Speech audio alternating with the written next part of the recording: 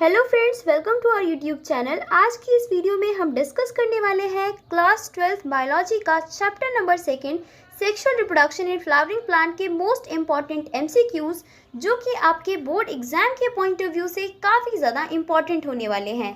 तो चलिए स्टार्ट करते हैं बिना टाइम वेस्ट करते हुए। क्वेश्चन नंबर फर्स्ट है, What is the function of the filiform apparatus in an angiospermic embryo sac?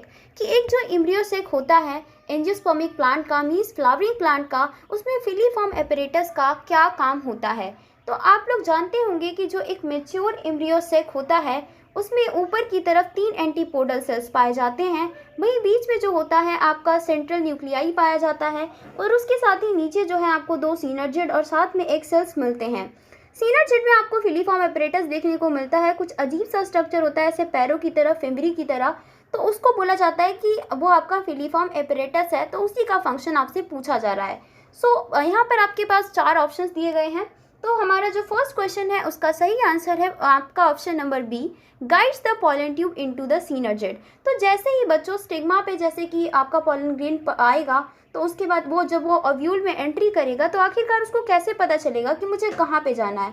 तो वहाँ पर फिलीफॉर्म एपरेटस जैसा स्ट्रक्चर है जो कि उसको गाइड करता है कि हाँ, एक जो है एक मेल गैमेट तो एग सेल में चला जाए, वहीं दूसरा वाला जो है बीच वाले न्यूक्लियस के साथ फ्यूज करके ट्रिपल फ्यूजन हो जाए वहाँ पे, और यहाँ पर डबल फर्टिलाइजेशन जो है देखने को मिलता है। इसी के साथ हम बढ़ते हैं अपने नेक्स्ट क्वेश्चन की तरफ, जो कि जिसमें पूछा गया है, both the chasmogamous and cleistogamous flower are present in. तो एनसीईआरटी बुक में ऐसे 3 हमारे प्लांट्स का नाम दिया गया है जिसमें बताया गया है कि उसमें क्लिस्टोगेमस एंड कैस्मोगेमस दोनों ही तरह के फ्लावर देखने को मिलते हैं। क्लिस्टोगेमस वो फ्लावर होते हैं जो कि जिंदगी भर कभी भी खुलते ही नहीं है, चाहे वो कुछ भी हो जाए, वो हमेशा बंद के बंद ही रहेंगे, उनको क्लोज फ्लावर भी कहा जाता है प्यार से। कैस्मोगेमस फ्लावर वो होते हैं जिनमें कि मतलब वो खुल जाते हैं, जब वो मेच्योर होते हैं ना तो वो ओपन टाइप हो जाते हैं। जैसे रोजेस वगैरह क्या होता है, स्टार्टिंग में तो एकदम ऐसे बंद सा रहता है ना, और बाद में क्या होता है, बाद में सारे की सारी पेटल्स अलग अलग से हमें दिखाई पड़ती हैं। तो कुछ ऐसे प्लांट्स हैं जिनमें कि दोनों ही तरह के फ्लावर देखने को मिलते हैं, बंद वाले भी और खुले वाले भी। तो उसके 3 आपके एग्जाम्पल हैं एनसीईआरटी में, वियोला, ऑक्जेलिस एंड कॉमेलिना। तो यहाँ पर आपको ऑप्शन में कॉमेलिना दिखाई पड़ रहा होगा। तो इसी तरीके से आपका जो ऑप्शन नंबर बी है इस क्वेश्चन के लिए सही आंसर है। अब हम बढ़ते हैं अपने नेक्स्ट क्वेश्चन की तरफ। Question number 3, plant with the ovaries having only 1 और few ovules are generally pollinated by. तो ऐसे प्लांट जिनमें कि केवल एक या कुछ ही ओव्यूल हैं, ज़्यादा ओव्यूल नहीं है, 1 और फ्यू मतलब 2-3 भी चलो हो सकते हैं, उससे ज़्यादा तो नहीं, वो किस तरीके से पॉलिनेटेड करवाए जाते हैं।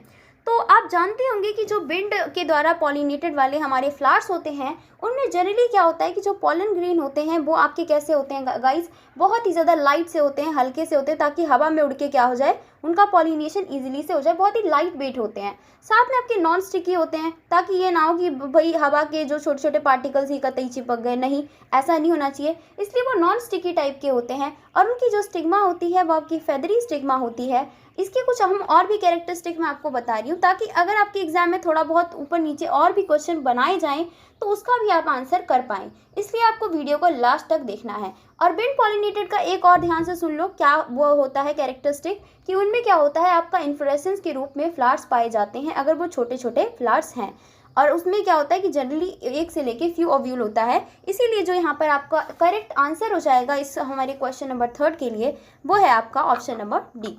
अब हम बढ़ते हैं अपने नेक्स्ट क्वेश्चन की तरफ। Question number 4, endospermic seeds are found in. कि आखिरकार ऐसे कौन से सीड्स हैं जिनमें कि एंडोस्पर्म जो होता है वो आपके पाया जाता है सीड के अंदर, बीज के अंदर, ठीक है, एंडोस्पर्म पाया जाता है। तो यहाँ पर आपको बहुत सारे ऑप्शन दिख रहे होंगे। इस क्वेश्चन के लिए मैं आपको एक ट्रिक बताना चाहूँगी कि जो जितने भी आपके एंडोस्पर्मिक सीड्स होते हैं गाइस, वो आपके बेसिकली मोनोकॉट्स होते हैं। तो अगर आप यहाँ पे मोनोकॉट ढूंढ पाए तो आप सही आंसर दे देंगे, वरना आप नहीं दे पाएंगे। तो यहाँ पे क्वेश्चन नंबर 4 के लिए आपका सही ऑप्शन हो जाएगा आंसर नंबर डी, क्योंकि जो आपका कोकोनट होता है वो आपका एक तरीके से वैसे तो जिम्नोस्पर्म है, बट ये जो कास्टर एंड बार्ली होता है वो सब क्या होते हैं, मोनोकॉट्स प्लांट होते हैं ना, छोटे छोटे प्लांट्स होते हैं इन सब के। तो आपको पता चल जाएगा कि चल 2 सही है, इसका मतलब तीसरा भी यही होगा। इसका मतलब यहाँ पर सही ऑप्शन जो है ऑल ऑफ दीज जाएगा, क्योंकि सारे ही सारे ऐसे प्लांट्स हैं जो कि मोनोकॉट हैं, वरना तो अलग से ये जिम्नोस्पर्म। कोकोनट में तो देखा ही होगा आपने, कोकोनट का जो हम अंदर वाला वो जो पानी पानी पीते हैं, है ना, कोकोनट वाटर, और साथ में ये जो उसके साथ ही हमारा हमें खाने को मिलता है अंदर वाइट पोर्शन, तो वो सारा का सारा एंडोस्पर्म ही होता है। ये बात बहुत ही पॉपुलर है और सबको ही पता होगी, I hope so. Question number 5 की तरफ बढ़ते हैं। परसिस्टेंट न्यूसीलस को क्या कहा जाता है एंड इज फाउंड इन, कि परसिस्टेंट न्यूसीलस को हम बेसिकली प्यार से क्या कहते हैं, कौन सा टर्म देते हैं और किन प्लांट्स में देखने को मिलता है। तो मैं आपको बता दूं कि ऐसा मतलब प्लांट जिसके अंदर की न्यूसीलस ना बाद में भी बच जाता है, मतलब फर्टिलाइजेशन वगैरह हो गया है, एम्ब्रियो भी बन गया है, उसके बाद भी न्यूसीलस बचा हुआ है फ्रूट्स के अंदर, तो उसको हम कहते हैं पेरिस्पर्म। लेकिन पेरिस्पर्म से तो हमें 2 ऑप्शन दिए गए हैं, तो हमें एग्जाम्पल भी ढूंढना होगा कि आखिरकार पेरिस्पर्म बचा हुआ कहाँ पे रह जाता है, किन प्लांट्स में, ठीक है, किन प्लांट्स में। तो मैं आपको बता दूं कि ब्लैक पीपर एंड बीट 2 ऐसे प्लांट्स हैं जिनमें कि रेमिनेंट न्यूसीलस बचा हुआ रहता है। तो यहाँ पर आपका सही ऑप्शन हो जाएगा आपका ऑप्शन नंबर ए, ठीक है। तो वीट का भी आप जो है याद कर लोगे, वीट भी क्योंकि पूछा जा सकता है, हो सकता है कि आपके ऑप्शन में बीट हो, ब्लैक पेपर ना हो, तो दोनों ही आपको जो है एग्जाम्पल्स याद होने चाहिए।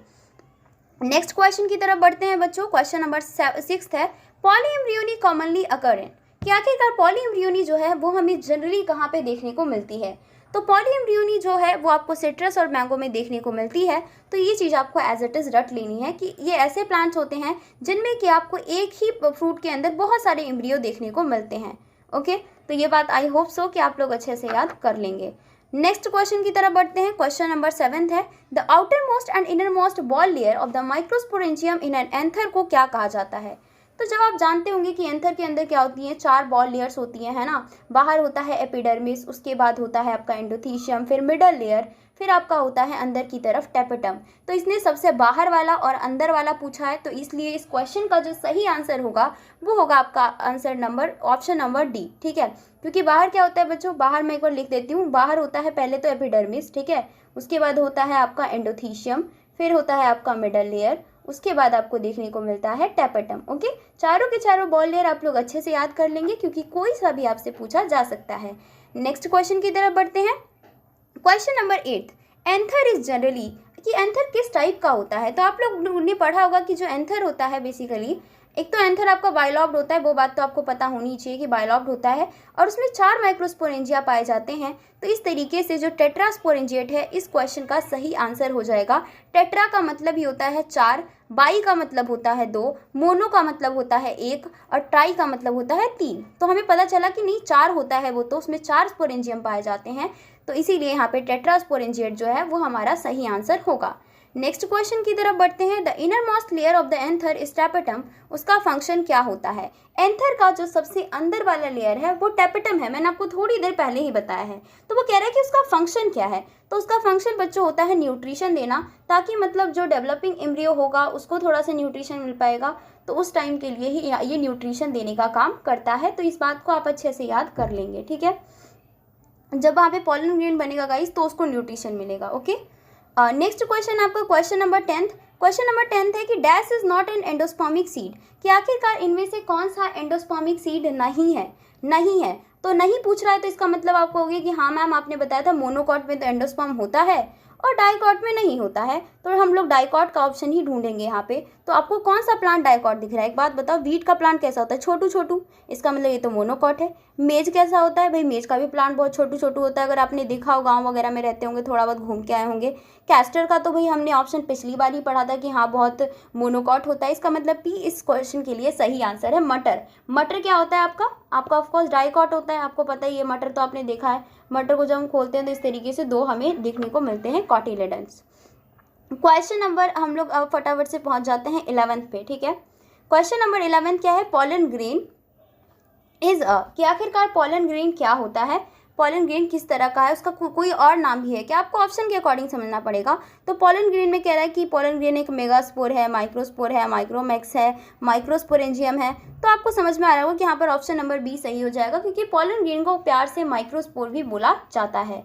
नेक्स्ट क्वेश्चन की तरफ बढ़ते हैं। Question number 12, part of the gynoecium which receives the pollen is called, कि आखिरकार गाइनोसियम का कौन सा पार्ट है जो कि पॉलन को रिसीव करता है, मतलब उसको जो है उसी के ऊपर जो है पॉलन ग्रेन को डाला जाता है। तो आपने स्ट्रक्चर पढ़ा होगा फीमेल रिप्रोडक्टिव ऑर्गन का, कि यहाँ पर जो होता है आपका ओवरी प्रेजेंट होता है, ये होती है स्टाइल, क्योंकि फीमेल्स जो है बहुत ज़्यादा स्टाइल मारती रहती हैं, और यहाँ पर क्या है स्टिग्मा प्रेजेंट होता है, जहाँ पर कि एक्चुअली में क्या होता है पॉलन ग्रेन आता है, और यहीं पर मतलब जो इंसेक्ट वगैरह होते हैं, बीज वगैरह होते हैं, वो पॉलन ग्रेन को जाके डाल देते हैं, और फिर यहाँ पे अंदर जाके यहाँ से फर्टिलाइजेशन हो जाती है। तो इसका इसलिए यहाँ पे सही जो आंसर हो जाएगा वो आपका हो जाएगा option number B, that is your stigma. Next question is, during the process of the fertilization, the pollen tube of the pollen grain usually enter the embryo sac through. कि जब फर्टिलाइजेशन होता है तो pollen tube जो है आपका pollen grain का वो किस तरीके से embryo sac में एंटर करता है, कौन से पार्ट से एंटर करता है. तो यहाँ पर आपको जो सही आंसर हो जाएगा ऑप्शन नंबर डी, माइक्रोपाइल. कि वो माइक्रोपाइल से एंटर करता है. माइक्रोपाइल ना एक छोटा सा छेद होता है जहाँ से कि मतलब वो इजीली एंटर कर सकता है. कई बच्चे जो है माइक्रोपाइल और हाइलम में बहुत ज़्यादा कंफ्यूज होते हैं, तो प्लीज़ करके एक बार एनसीईआरटी रेफरेंस करो और अच्छे से समझो कि हाइलम और माइक्रोपाइल में क्या डिफरेंस है. माइक्रोपाइल से वहाँ पे एंट्री होती है पॉलन ट्यूब की, ये बात समझ जाओ. ओके भाई, हाइलम क्या होता है? हाइलम में कोई एंट्री वेंट्री नहीं होती. हाइलम एक तरह का जंक्शन होता है आपके फ्यूनिकल के बीच में और उसके बीच में. ठीक है, तो ये पॉइंट आपको याद रखना है. नेक्स्ट क्वेश्चन में आ जाओ. One of the most resistance biological material present in the exine of the pollen grain. मतलब क्वेश्चन में कहा जा रहा है कि सबसे ज़्यादा मोस्ट रेजिस्टेंट बायोलॉजिकल मटेरियल क्या होता है. बता भी रहा है कि पॉलन ग्रेन के एग्जाइन में प्रेजेंट होता है. मतलब पॉलन ग्रेन का जो आउटर हमारी लेयर होती है उसको हम बोलते हैं एग्जाइन, है ना, उसको हम एग्जाइन बोलते हैं. और जो अंदर वाली होती है उसको हम एंटाइन बोलते हैं. तो वो बोल रहा है कि ये बता दो कि एग्जाइन किस चीज़ का बना हुआ है बेसिकली. तो आप जानते होंगे कि जो एग्जाइन है वो स्पोरोपॉलिनिन का बना हुआ होता है, जो कि बहुत ही ज़्यादा हार्ड होता है. और मतलब उसको ना कोई भी ऐसी चीज़ नहीं है जो कि उसको ख़त्म कर सके, इसीलिए फॉसिल्स के रूप में इकट्ठा हो जाता है, कई बार देखने को हमें मिलता है. नेक्स्ट क्वेश्चन है question number 15. Which one of the following required pollinator what is genetically similar to the autogamy. कि आखिरकार ऐसा कौन सा रिक्वायर्ड पॉलिनेटर है जो कि जेनेटिकली सिमिलर होता है ऑटोगेमी के. मतलब ऑटोगेमी का ही भाई भाई है, एक तरीके से आप ये समझ लीजिए कि ऑटोगेमी का क्या है, भाई है. तो इसका सही आंसर हो जाएगा जिटोनोगेमी. क्योंकि जिटोनोगेमी में क्या होता है, जिटोनोगेमी में भी कोई भाई वेरिएशन के चांसेस नहीं बन रहे हैं, बस एक दिखावा है, बस एक मतलब एक झोल है. हमें लगता है कि हाँ चलो मतलब इंसेक्ट की ज़रूरत पड़ रही है और मतलब जो है बाहर से हमें पॉलिनेटर्स भी चाहिए, बट कोई फ़ायदा थोड़ी ना हुआ. मैं आपको थोड़ा सा क्लियर करना चाहूँगी difference. What is the difference between apogamy, geitonogamy and xenogamy. Okay, so apogamy में क्या होता है आपका, सिंपल मान लीजिए ये आपका फ्लावर है, ठीक है, ये आपका फ्लावर है. तो उसी में ही क्या है ना कि मेल और फीमेल पार्ट दोनों ही प्रेजेंट है, मेल और फीमेल दोनों ही पार्ट प्रेजेंट है. और मतलब इसी के मेल का जो पॉलन ग्रेन है वो इसी प्लांट पे आ गया. लेकिन जिटोनोगेमी क्या है, जिटोनोगेमी का मतलब होता है कि उसी प्लांट के दूसरे फ्लावर, मान लो कि इसका वाला जो पॉलन ग्रेन है ना वो इस वाले फ्लावर के स्टिग्मा पे आके गिर गया, पर है तो उसी प्लांट का, फायदा क्या हुआ, वेरिएशन थोड़ी ना हो गया. तो इसको हम बोलते हैं जिटोनोगेमी. जीनोगेमी क्या होती है, एक दूसरा प्लांट लीजिए, इस वाले का पॉलन ग्रेन अगर दूसरे प्लांट पे गिरता है तो इसको हम बोलते हैं जीनोगेमी. ओके, आई होप कि आपको क्लैरिटी मिल रही है. क्वेश्चन नंबर 16 पे पहुंचते हैं. What is the function of the germ pore. Germ pore का क्या फंक्शन होता है. सो अगर आप जो आपने पढ़ा होगा, इनिशिएशन ऑफ पॉलन ट्यूब ही जर्म पोर का फंक्शन होता है. जो स्पोरोपॉलिनिन होती है, जो हमारी आउटर लेयर होती है बच्चों, वो कंटिन्यूस नहीं होती, उसमें ना थोड़ा थोड़ा इस तरीके से गैप रहता है. मतलब इस तरीके से थोड़ा सा क्या होता है, गैप होता है. तो मतलब जहाँ से क्या होता है कि पॉलन ट्यूब आपका निकल सकता है और फिर वो ग्रोथ कर सकता है. तो पॉलन ट्यूब ही इसका सही आंसर है. कुछ लोगों को लगेगा रिलीज ऑफ मेल गैमेट, लेकिन आपको बहुत ही अच्छा आंसर ढूंढना है. इसमें सबसे बढ़िया आंसर क्या लग रहा है कि इनिशिएशन ऑफ पॉलन ट्यूब, क्योंकि एक्चुअली में वो वही कर रहा है. नेक्स्ट क्वेश्चन है, the development of fruit without the fertilisation of the ovary is called. कि जो फ्रूट बनते हैं बिना फर्टिलाइजेशन के उनको क्या कहा जाता है. तो कई बार बच्चों को कन्फ्यूज़न होती है कि पार्थिनोकार्पी कहेंगे कि पार्थिनोजेनेसिस कहेंगे. तो एक बात आपको हमेशा याद रखनी है, कार्पी का मतलब होता है फ्रूट. तो इस तरीके से आप याद रखेंगे कि कार्पी अगर फ्रूट है तो इसका मतलब फ्रूट बिना फर्टिलाइजेशन के बन गया तो उसको पार्थिनोकार्पी हम कह देंगे. लेकिन अगर कोई ऑर्गेनिज्म बनता है बिना फर्टिलाइजेशन के तो उसको हम कहते हैं पार्थिनोजेनेसिस. नेक्स्ट क्वेश्चन है, in the albuminous seed food is stored in this and in non albuminous seed it is stored in this. कि अगर आपका एल्बुमिनस सीड है तो फूड किस फॉर्म में स्टोर होगा, और अगर आपका नॉन एल्बुमिनस सीड है तो वो किस फॉर्म में स्टोर होगा.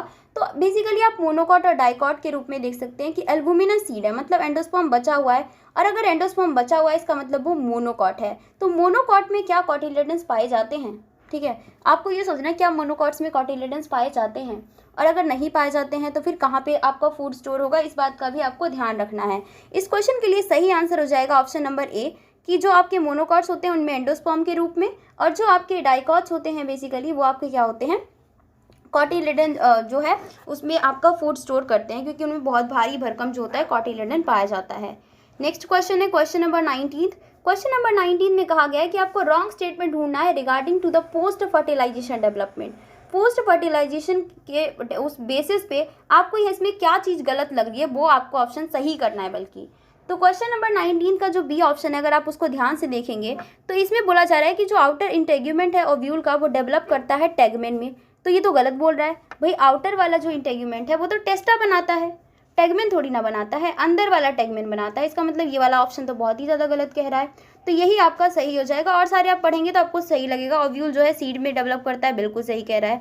Fusion nucleus triple fusion develop into endosperm, बिल्कुल सही कह रहा है। The ovary ball develop into pericarp, हाँ बिल्कुल ही ठीक कह रहा है। तो बाहर का जो आपकी बॉल होती है उसको टेस्टा कहते हैं। इसको आप इस तरीके से याद कर सकते हैं कि गॉड जो है वो बाहर के लोगों को क्या करते हैं, काफ़ी ज़्यादा टेस्ट कर रहे हैं, क्योंकि बाहर वाला लेयर है तो गॉड टेस्ट करेंगे उसको, तो उसका टेस्टा कहते हैं। और अंदर वाले को तो फिर टेगमेन कह ही देंगे, दिक्कत की क्या ही बात है। इसी के साथ हमारा लास्ट क्वेश्चन है, from among the sets of the terms given below identify those that are the associated with the gynoecium, कि इनमें से कौन सा है जिसमें कि सिर्फ फीमेल से रिलेटेड पार्ट का ही, गाइनोसियम से रिलेटेड एसोसिएटेड पार्ट का ही जिक्र किया गया है। तो यहाँ पर आप देख पाएंगे कि जो आपका क्वेश्चन नंबर 20 है उसका ऑप्शन नंबर ए बिल्कुल सही बता रहा है। स्टिग्मा जो होता है फीमेल में प्रेजेंट होता है, बिल्कुल सही कह रहा है। ओव्यूल बिल्कुल, एम्ब्रियोसेक हाँ, प्लेसेंटा भी फीमेल में ही प्रेजेंट है। और सारे ऑप्शन क्यों गलत है, जैसे स्टेमेन, स्टेमेन तो भाई मेल में पाया जाता है, इसका मतलब ये क्वेश्चन ये वाला ऑप्शन क्या है, गलत है, ठीक है। और यहाँ पे आप लोग देखो, यहाँ पे कह रहा है टेपटम, भाई टेपटम तो मेल वाले में प्रेजेंट होता है, बिल्कुल ही गलत कह रहा है। थैलेमस, थैलेमस तो ऐसे ही फालतू का पार्ट है, वो फीमेल वाले का थोड़ी ना पार्ट है, गाइनोशियम का पार्ट थोड़ी ना है। तो इसका मतलब ये भी जो ऑप्शन है वो आपका गलत है। चैप्टर नंबर 3 जो कि है आपका ह्यूमन रिप्रोडक्शन के मोस्ट इंपॉर्टेंट एमसीक्यूज, जो कि आपके बोर्ड एग्जाम 2022 के पॉइंट ऑफ व्यू से काफ़ी ज़्यादा इंपॉर्टेंट होने वाले हैं। और मैं आपको इन एमसीक्यूज के जरिए सारे वो पॉसिबल एमसीक्यू करवा दूंगी जो कि आपको एक जो है एग्जाम में पूछा जा सकता है। तो इसीलिए आपको जो है वीडियो को लास्ट तक देखना है। तो चलिए स्टार्ट करते हैं बिना टाइम वेस्ट करते हुए।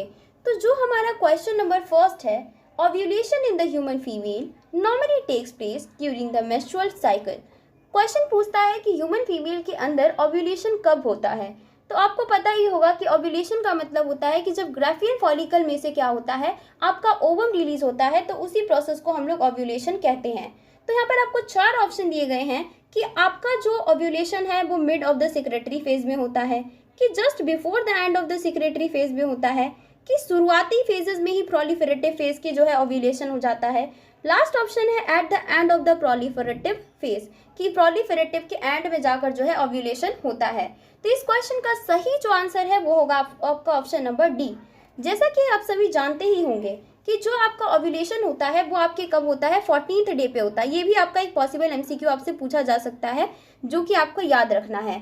और एक और बात कि जो आपका फॉलिकुलर फेज होता है, शुरुआती दिनों में क्या होता है, कुछ दिन आपके मेंस्ट्रुअल साइकिल होता है, मेंसेस होते हैं 4 से 5 दिन, ओके। उसके बाद अब आता है आपका फॉलिकुलर फेज, जिसको हम प्रोलिफरेटिव फेज के नाम से भी जानते हैं, क्योंकि वहाँ पे प्रोलिफरेशन भी चल रहा है और फॉलिकुलर फेज भी चल रहा है। तो जब ये फॉलिकुलर फेज या प्रोलिफरेटिव फेज खत्म होता है तो उसके बाद ओव्यूलेशन आता है 14th डे पे।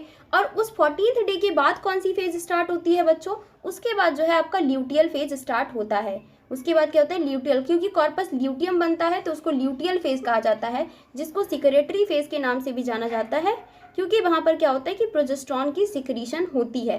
तो ये सारे पॉसिबल क्वेश्चंस आपसे पूछे जा सकते हैं कि फॉलिकुलर फेज का दूसरा नाम क्या है, तो उसको प्रोलिफरेटिव फेज कहते हैं। ल्यूटियल फेज का दूसरा नाम क्या है, तो उसको सिक्रेटरी फेज कहते हैं। कब होता है ओव्यूलेशन, 14th डे पे होता है। ये सारी बातें आपको याद रखनी है।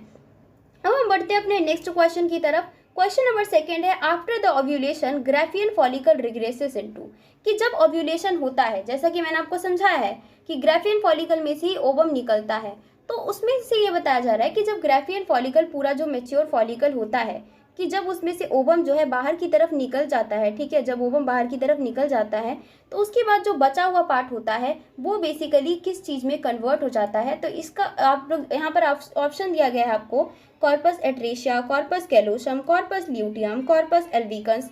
तो आपको पता ही होगा कि जो आपका ओव्यूलेशन होता है उसके बाद क्या होता है कि आपका कॉर्पस ल्यूटियम की फॉर्मेशन होती है, जैसा कि मैंने आपको पहले ही बता दिया था बहुत ही अच्छे से, जो कि आपका ल्यूटियल फेज में जाके बनता है। नेक्स्ट क्वेश्चन है question number 3, immediately after the ovulation the mammalian egg is covered by the membrane known as, कि जैसे ही ओव्यूलेशन होता है ह्यूमन फीमेल के अंदर, तो पता है क्या होता है, उसके ऊपर ना एक मेम्ब्रेन की लेयर चढ़ जाती है, एक बहुत ही मेम्ब्रेन की एक मोटी सी लेयर चढ़ जाती है। तो वो कह रहा है कि वो लेयर कौन सी है। तो यहाँ पे आपको 4 ऑप्शन दिए गए हैं कि वो कोरियन उसको बोलते हैं, कि जोना पेलुसिडा है, कि कोरोना रेडिएटा है, कि बेटालाइन मेम्ब्रेन है। तो इस क्वेश्चन का जो सही आंसर होगा वो आपका होगा option number C, that is आपका कोरोना रेडिएटा। ओके, क्या होगा इसका? Corona radiata. तो ये आपको याद रखना है, जूना पेलुसिडा नहीं है, क्योंकि कई बच्चों को जो है यहाँ पे वो होता है, थोड़ा सा भ्रम होता है कि उन्हें लगता है जूना पेलुसिडा इस क्वेश्चन का सही आंसर होगा, बट ऐसा नहीं है। इसका ऑप्शन नंबर सी का सही जाएगा। इसको अच्छे से हर बच्चा याद कर लेगा। अब आगे की तरफ बढ़ते हैं, क्वेश्चन नंबर 4 की तरफ। ए ह्यूमन फीमेल, क्वेश्चन पूछता है, a human female reaches the menopause around the age of, कि अगर एक ह्यूमन फीमेल है उसमें मीनोपॉज कब आता है, किस एज के बाद उसमें मीनोपॉज आता है। तो आपको 2 टर्म्स पता होनी चाहिए। एक तो होता है मेनार्क, ठीक है। मेनार्क का मतलब होता है कि जब आपका किसी भी फीमेल में जो है मेंस्ट्रुएशन स्टार्ट होता है, मेंसेस स्टार्ट होते हैं, तो वो लगभग जो है अलग अलग फीमेल्स के अंदर अलग अलग एज में स्टार्ट होता है। किसी में 14th की एज में, किसी में 15 की एज में, 14, 15 साल, 16 साल, सब में थोड़ा सा वेरिएशन है। ओके, बट मीनोपॉज का भी एक आइडिया बताया जाता है। मीनोपॉज वाला काफ़ी ज़्यादा स्पेसिफिक सा बताया गया है एनसीईआरटी में, कि वो आपके 50 के एज के बाद आता है। उसके बाद कोई भी फीमेल जो है वो माँ नहीं बन सकती है, क्योंकि उसके बाद उसमें मेंस्ट्रुएशन खत्म हो जाएगा। ओके, तो वो आपका क्या आंसर हो जाएगा इसके अकॉर्डिंग? आपका ऑप्शन नंबर ए जो होगा वो सही हो जाएगा। नेक्स्ट क्वेश्चन की तरफ बढ़ते हैं, क्वेश्चन नंबर 5।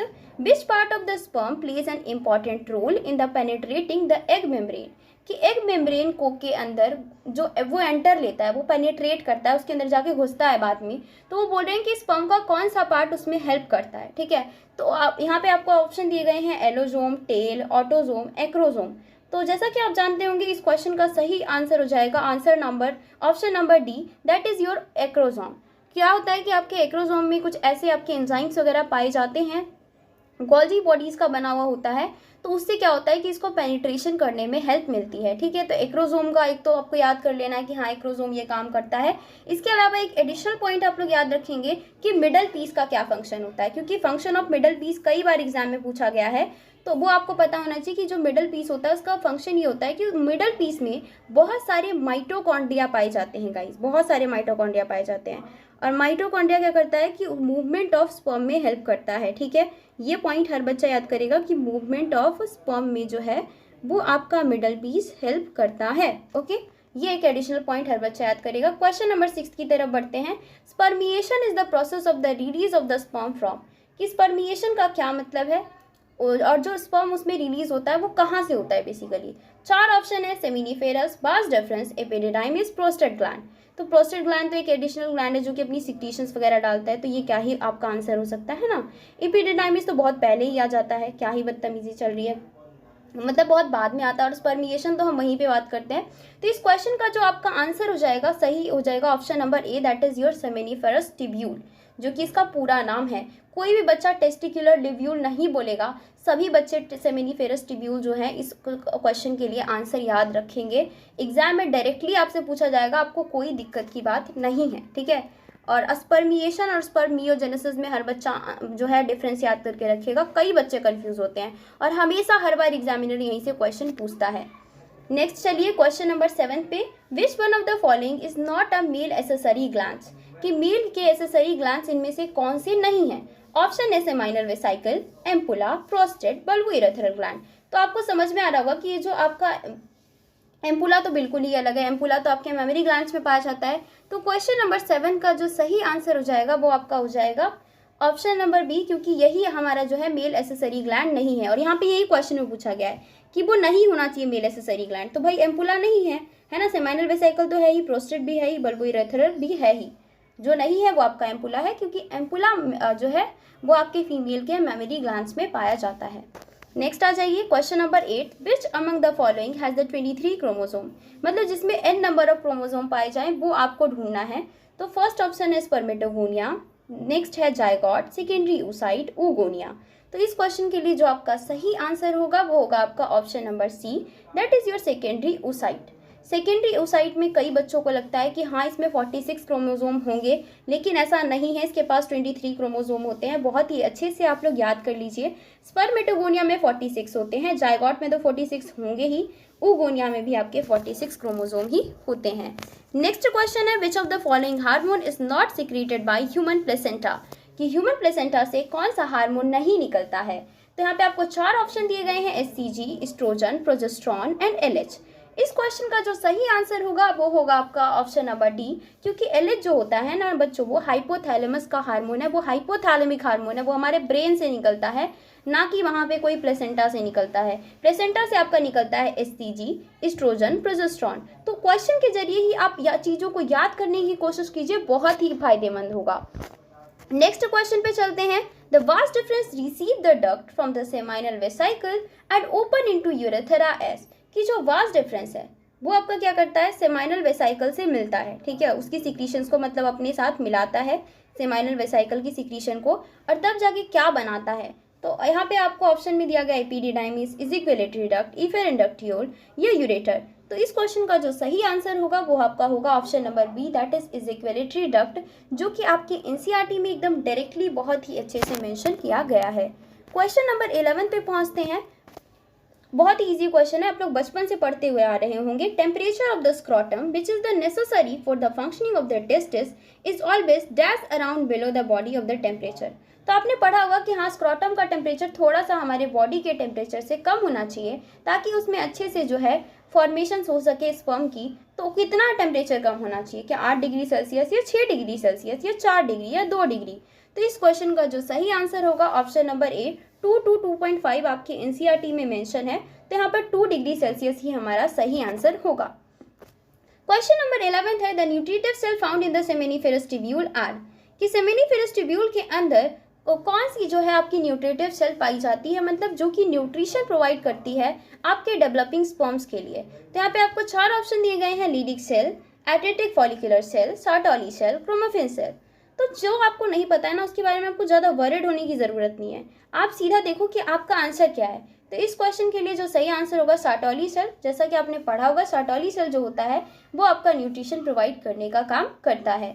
क्वेश्चन नंबर 13 है, Sertoli cell are regulated by the pituitary hormone name as, कि जो सार्टोली सेल होता है वो आपके एक पिट्यूटरी हार्मोन के जरिए जो है वो रेगुलेट होता है। तो आखिरकार वो कौन सा पिट्यूटरी हार्मोन है, क्या वो एलएच है या एफएसएच या जीएच या प्रोलैक्टिन। प्रोलैक्टिन तो वही पहली बात फीमेल में प्रेजेंट होता है, क्या ही बदतमीजी चल रही है। तो इसका मतलब ये तो आपका बिल्कुल भी आंसर नहीं होने वाला है। क्वेश्चन नंबर 13 का जो सही आंसर है वो आपका होगा ऑप्शन नंबर बी, क्योंकि जो एफएसएच होता है वो आपके सार्टोली सेल पे काम करता है। 2 पॉइंट आप लोग याद रखेंगे कि एलएच जो होता है वो आपका कहाँ पे काम करता है, वो आपके लीडिक सेल पे काम करता है ना। ये क्वेश्चन भी आपसे पूछा जा सकता है घुमा के। तो एफएसएच क्या किस पे काम करता है, वो आपके सार्टोली सेल पे काम करता है। तो ये 2 पॉइंट्स अगर आप याद कर लेंगे तो आपका काम बन जाएगा। एलएच आप याद कर सकते हैं, ट्रिक भी है, एल से एल और ये लीडिंग तो दोनों एल से स्टार्ट हो रहे हैं। एफएसएच में एस आ रहा है, सार्टोली सेल पे काम करेगा। ट्रिक भी है, जैसे याद करना आप लोग कर सकते हैं। क्वेश्चन नंबर 14 है, seminal plasma the fluid part of the semen is contributed by, कि जो सीमेन बनता है वो बेसिकली किन चीज़ों को मिलाकर बनाया जाता है।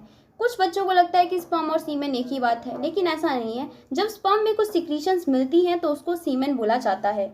तो क्वेश्चन नंबर 14 का जो सही आंसर हो जाएगा वो आपका हो जाएगा ऑप्शन नंबर बी, क्योंकि सीमेन में क्या होगा, सेमाइनल वेसिकल का जो सिक्रीशन है वो तो डलेगा ही, प्रोस्टेट का भी डलेगा, बल्बोइरेथरल का भी डलेगा। यूरेथरा में तो से तो यूरिन निकलता है, वो तो फालतू का वेस्ट है, उसको क्यों बोलोगे सीमेन का पार्ट, उसको बिल्कुल भी नहीं बोलना है आपको, ठीक है। तो इसलिए इस क्वेश्चन का जो सही आंसर होगा दैट इज बी, जिसमें फर्स्ट, सेकेंड एंड फोर्थ की सिक्रीशन जो होंगी वो ऐड होंगी। क्वेश्चन नंबर 15 है, the process of the release of the spermatozoa from the Sertoli cell into the cavity of the seminiferous tubule is called, कि जो process होता है रिलीज ऑफ स्पर्मेटोजोआ को, तो उसको बेसिकली क्या कहते हैं, बस आपको ये बताना है, ज़्यादा फालतू की चीज़ों पे आपको ध्यान ही नहीं देना है। तो यहाँ पर आपका क्या हो जाएगा, ऑप्शन नंबर डी सही है, स्पर्मिएशन थोड़ी देर पहले ही मैंने डिस्कस किया था। क्वेश्चन नंबर 16 पे आ जाते हैं, delivery of the developed foetus is scientifically called, कि जो डेवलप्ड फीटस होता है उसकी अगर डिलीवरी करवाई जाए उसको साइंटिफिकली हम लोग क्या बोलते हैं, क्या उसको हम पार्चुरेशन बोलते हैं या ओविपोजिशन या एबॉर्शन या ओव्यूलेशन, इसमें से क्या बोलते हैं। ओव्यूलेशन तो मैंने आपको अभी ही एक्सप्लेन किया है, इसका मतलब ये तो बिल्कुल आंसर नहीं। एबॉर्शन हर बच्चा जानता है एबॉर्शन किसे कहते हैं, है ना, सावधान इंडिया में भी देखा होगा आप लोगों ने। इस क्वेश्चन का जो सही आंसर होगा that is option number A, that is called the parturition. तो हर बच्चा जो है इस टर्म को अच्छे से याद करेगा, बहुत ही इंपॉर्टेंट टर्म है, तो इसको अच्छे से याद कर लोगे। नेक्स्ट क्वेश्चन की तरफ बढ़ते हैं, the first movement of the foetus and appearance of hair on its head are usually observe during which month of the pregnancy, कि प्रेगनेंसी के किस मंथ में जो है बच्चे का फर्स्ट मूवमेंट थोड़ा सा समझ में आता है। है ना, मतलब दिखाई पड़ता है। और अपीयरेंस ऑफ हेयर भी उसके हेड पे दिखाई पड़ता है कि उसके थोड़े थोड़े जो है सर पे बाल आने लगते हैं, कौन से मंथ में। तो इस क्वेश्चन का जो सही आंसर होगा that is your option number B, 5th month में ऐसा होता है।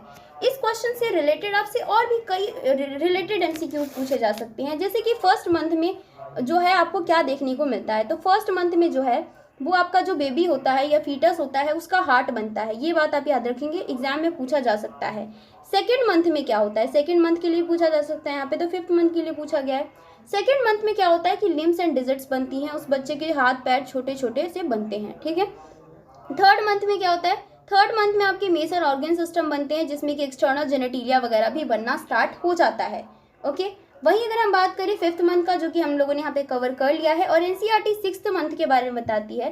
6th मंथ को हम सेकेंड ट्राइमेस्टर के नाम से भी जानते हैं, और वह उस टाइम पे क्या होता है कि आपका आईलिड सेपरेट हो जाता है, ठीक है। आईलिड्स जो होते हैं वो सेपरेट हो जाते हैं आराम से, उसकी आंखें थोड़ी थोड़ी खुलनी सी स्टार्ट हो जाती है, आपके आईलेसेस बनना स्टार्ट हो जाते हैं, और बॉडी पे क्या होता है हल्का हल्का सा बाल आना भी स्टार्ट हो जाता है, ठीक है। ये सारे पॉइंट्स आपको याद रखने हैं, एडिशनल पॉइंट है।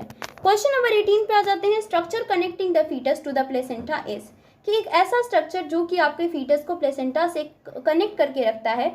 तो इसका सही आंसर हो जाएगा अम्बिलिकल कॉर्ड, जो कि आप लोग जानते ही होंगे। एमनियन तो एक तरह का फ्लूइड होता है, यॉक्सिक भी एक तरह का फ्लूइड है, कॉरियन भी एक अलग ही बात है, ठीक है, वो प्लेसेंटा से रिलेटेड ही है, लेकिन वो थोड़ा सा अलग है। अम्बिलिकल कॉर्ड इस क्वेश्चन का सही आंसर होगा।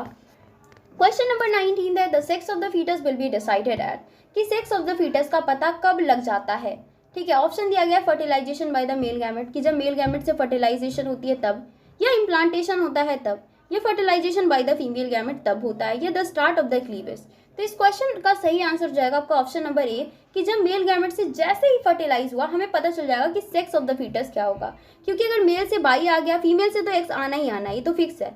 अगर मेल से बाई आया तो वो बेबी क्या हो जाएगा, वो आपका मेल हो जाएगा, ठीक है, वो जो है लड़का हो जाएगा। लेकिन अगर एक्स फीमेल से आया और मेल से भी एक्स आ गया तो इस तरीके से क्या होगी, एक फीमेल चाइल्ड बन जाएगी, ओके। तो उसी टाइम पे पता चल जाता है। क्वेश्चन नंबर 20 पे आ जाते हैं। Which part of the ovary in the mammal act as an endocrine gland after the ovulation, कि किस पार्ट के ओवरी के किस पार्ट से जो है वो आपका एंडोक्राइन ग्लैंड की तरह काम करता है आफ्टर द ओव्यूलेशन, कि ओव्यूलेशन के बाद कोई ऐसा पार्ट जो कि आपका हार्मोन रिलीज करने का काम करता है, ये क्वेश्चन पूछ रहा है बेसिकली। तो यहाँ पे 4 ऑप्शन दिए गए हैं, स्ट्रोमा, जेमाइनल एपिथेलियम, या विटेलाइन मेम्ब्रेन, या ग्राफियन फॉलिकल। तो थोड़ी देर पहले डिस्कस किया था, ऑप्शन नंबर डी इस क्वेश्चन का सही आंसर होगा, क्योंकि ग्राफियन फॉलिकल में से क्या होता है कि आपका प्रोजेस्टेरॉन बहुत सारा रिलीज होता है, ओके। बायोलॉजी के चैप्टर नंबर 4 जो कि है रिप्रोडक्टिव हेल्थ के मोस्ट इम्पॉर्टेंट एमसीक्यूज, जो कि आपके बोर्ड एग्जाम के पॉइंट ऑफ व्यू से काफ़ी ज़्यादा इंपॉर्टेंट होने वाले हैं। तो चलिए स्टार्ट करते हैं बिना टाइम वेस्ट करते हुए। हमारा फर्स्ट क्वेश्चन है, which of the following is the ART। तो सबसे पहले तो सभी बच्चों को पता होना चाहिए कि ART का क्या मतलब होता है।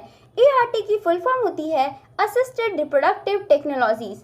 ये एक स्पेशल तरह का मेथड होता है जिसमें कि कोई भी कपल जिनका बच्चा नहीं हो पा रहा है, जबकि वो अनप्रोटेक्टेड सेक्सुअल कोहेबिटेशन में है, फिर भी नहीं हो पा रहा है, तो उसके लिए कौन सा तरीका अपनाया जा सकता है। यहाँ पे आपको ऑप्शन दिए गए हैं IUDs, गिफ्ट, जिफ्ट, या तो आपका फोर्थ ऑप्शन है बोथ B and C। तो सबसे पहले आपको पता होना चाहिए कि IUDs क्या होता है, गिफ्ट क्या होता है, जिफ्ट क्या होता है। तो फर्स्टली मैं आपको बता दूं कि IUD तो एक तरह का ऐसा मेथड होता है, कॉन्ट्रासेप्टिव मेथड है, जिससे कि आपका बेबी ना हो। तो ये तो गलत बात है, हमसे क्वेश्चन में कह रहा है कि बेबी होना चाहिए, उसके लिए हम क्या करें। तो उसके लिए हम चाहे तो गिफ्ट भी कर सकते हैं और जिफ्ट भी कर सकते हैं। तो इस क्वेश्चन का जो सही आंसर हो जाएगा वो हो जाएगा आपका option number D, both B and C, क्योंकि गिफ्ट और जिफ्ट दोनों का ही हम यहाँ पे यूज़ कर सकते हैं। गिफ्ट क्या होता है, चलिए मैं थोड़ा सा बता ही देती हूँ। ऐसी फीमेल जो कि क्या है कि ओवम बनाने में सक्षम नहीं है, या ऐसा ओवम बना रही है जिससे कि जो है बेबी प्रोड्यूस नहीं हो सकता है, उस केस में क्या होता है कि किसी भी फीमेल के हम क्या करते हैं कि जो आपका फेलोपियन ट्यूब होता है उसके अंदर जो है जाके हम ओवम को डाल देते हैं किसी डोनर फीमेल के, किसी और फीमेल से ओवम लेके हम किसी और फीमेल की बॉडी में डाल देते हैं जो कि ओवम खुद प्रोड्यूस नहीं कर पा रही है। इसको हम कहते हैं कि गिफ्ट है, क्योंकि उस फीमेल को क्या मिला, एक गिफ्ट मिला बाहर से, एक ओवम गिफ्ट मिला, ओके। जिफ्ट जो होता है, जिफ्ट क्या होता है, zygote intrafallopian transfer. Zygote intrafallopian transfer के मेथड में हम क्या करते हैं कि आपका जो जायगोट होता है अप टू द 8 ब्लास्टोम ईयर, उसको हम ट्रांसफर कर देते हैं फेलोपियन ट्यूब के अंदर, ओके। मतलब वो जो फीमेल थी उसके अंदर फर्टिलाइजेशन अच्छे से नहीं हो पा रहा था किसी भी रीज़न से, तो हमने क्या करा, बाहर पूरा बना के अब हमारा जो जायगोट है अप टू द 8 ब्लास्टोमेयर हमने क्या करा, फेलोपियन ट्यूब के अंदर डाल दिया। दूसरा मेथड होता है इंट्रा यूटेराइन ट्रांसफ़र, जिसमें हम क्या करते हैं, यूट्रस के अंदर डाल देते हैं एम्ब्रियो को। तो ये सारे पॉइंट्स आपको एडिशनल पॉइंट बताए जा रहे हैं, क्योंकि जितने भी पॉसिबल एमसीक्यूज बन सकते हैं मैं आपको यहाँ पे बता दूंगी। नेक्स्ट क्वेश्चन है आपका question number 2, the technique called the gamete intrafallopian transfer is recommended for those females. अब हमें आगे आने वाले क्वेश्चन में बहुत ज़्यादा बेनिफिट होने वाला है, क्योंकि हम लोग को पता है कि गिफ्ट किसको देते हैं। एक बात बताओ, गिफ्ट को किस फीमेल को देंगे, जो कि ओवम प्रोड्यूस नहीं कर पा रही है उसी को देते थे ना गिफ्ट। तो हमारा फर्स्ट ऑप्शन भी जो है यहाँ पे सही हो जाएगा कि हम एक ऐसी फीमेल को जो है गिफ्ट कर देंगे कि ले तू ओवम ले ले, अगर तू ओवम प्रोड्यूस नहीं कर पा रही है तो। कई बच्चे होते हैं उन्हें ऑल ऑफ दिस जैसे ही दिखता है वो उसी को ही टिक मार्क लगा देते हैं, ये गलत है। एक बार ध्यान जरूर दो, सारे के सारे ऑप्शन पढ़ लो, ठीक है, लेकिन जरूरी नहीं कि ऑल ऑफ दिस ही हमेशा आंसर हो। ओके, सेकेंड ऑप्शन को भी एक बार पढ़ लेते हैं। Who can't retain the foetus inside the uterus, ऐसा तो बिल्कुल नहीं, गिफ्ट में तो हम ओवम ही वही गिफ्ट करते हैं और तो कुछ गिफ्ट करेंगे नहीं। Who can't provide the suitable environment for the fertilisation, ये सारे के सारे ऑप्शन गलत है, सिर्फ आपका ऑप्शन नंबर ए ही सही है। तो और सारे ऑप्शन को आप बिल्कुल इग्नोर मार सकते हैं। क्वेश्चन नंबर 3 है, which method be used for the women that can't produce an ovum but can provide the suitable environment. दोबारा से वही बात पूछ रहा है, पता नहीं कितनी बार घुमा घुमा के पूछेगा, है ना। तो क्वेश्चन नंबर 3 जो है कि आप क्या करेंगे, कौन सा मेथड अपना सकते हैं एक वुमेन के लिए जो कि ओवम प्रोड्यूस नहीं कर पा रही है लेकिन एक सूटेबल इन्वायरमेंट दे सकती है, ठीक है, एक सूटेबल इन्वायरमेंट दे सकती है। तो क्वेश्चन नंबर 3 का इसीलिए जो आपका सही आंसर हो जाएगा ऑप्शन नंबर बी, जो कि होगा गिफ्ट, है ना। उसको गिफ्ट कर देंगे ओवम, वो अपना ओवम उसको तो हमने दे ही दिया, अब वो सूटेबल इन्वायरमेंट प्रोवाइड कर देगी, नो प्रॉब्लम, है ना। क्वेश्चन नंबर 4 है, which of these can be used to cure the infertility in the couple where the male partner has the very low sperm count। तो कह रहे हैं कि एक ऐसी सिचुएशन है कि जो मेल पार्टनर के बहुत ही लो स्पर्म काउंट है, मतलब जितना होना चाहिए उससे बहुत ही कम है ना। तो इस केस में उनकी इनफर्टिलिटी को ख़त्म करने के लिए क्या कर सकते हैं, क्या पॉसिबल तरीका हो सकता है जिससे कि उनका बेबी हो पाए। फर्स्ट है आईयूडीज। तो आईयूडी तो एक कॉन्ट्रासेप्टिव डिवाइस है, क्या ही बदतमीजी कर रहा है ना, ये तो सही ऑप्शन नहीं हो सकता। गिफ्ट में तो भाई ओवम देते थे, वो भी फीमेल को देते थे, क्या ही बदतमीजी चल रही है। IUI इंट्रा यूटेराइन इंसेमिनेशन, ये बिल्कुल हमें सही लग रहा है ना, कि यूट्रस में क्या कर देंगे, इंसेमिनेट हम जबरदस्ती बाहर से करवा देंगे स्पर्म को, तो हमारा काम बन जाएगा, हमें ज़्यादा स्पर्म्स फिर चाहिए ही नहीं। तो क्वेश्चन नंबर 4 का जो सही आंसर हो जाएगा वो हो जाएगा आपका option number C. Okay, next question की तरफ बढ़ते हैं। Question number 5, the method of directly injecting a sperm into the ovum is assisted reproductive technology is called. तो एक ऐसा मेथड जिसमें कि हम एक स्पर्म को डायरेक्टली इंजेक्ट कर देंगे ओवम के अंदर, है ना। ये रहा ओवम, ये लो एक छोटी सी इंजेक्शन ले लो, एक काम करो, ठीक है, एक छोटी सी इंजेक्शन ले लो। इंजेक्शन से क्या करेंगे, सीधा एक लेके स्पर्म को सीधा ओवम के ही अंदर डाल देंगे, कोई दिक्कत की बात नहीं, ठीक है, सीधा उसी के अंदर डाल दो बिना किसी संकोच के। तो यहाँ पे आपको 4 ऑप्शन दिए गए हैं कि उसको गिफ्ट कहेंगे। भाई गिफ्ट के बारे में तो हमें पता है, गिफ्ट तो इसे नहीं कहते हैं ना, जिफ्ट भी नहीं कहते, जिफ्ट के बारे में भी हमें पता है, ये तो गलत बोल रहा है। और ये 3rd वाला जो ऑप्शन है वो इस क्वेश्चन का सही आंसर हो जाएगा, इंट्रा साइटोप्लाज्मिक स्पर्म इंजेक्शन इसमें आ भी रहा है ना।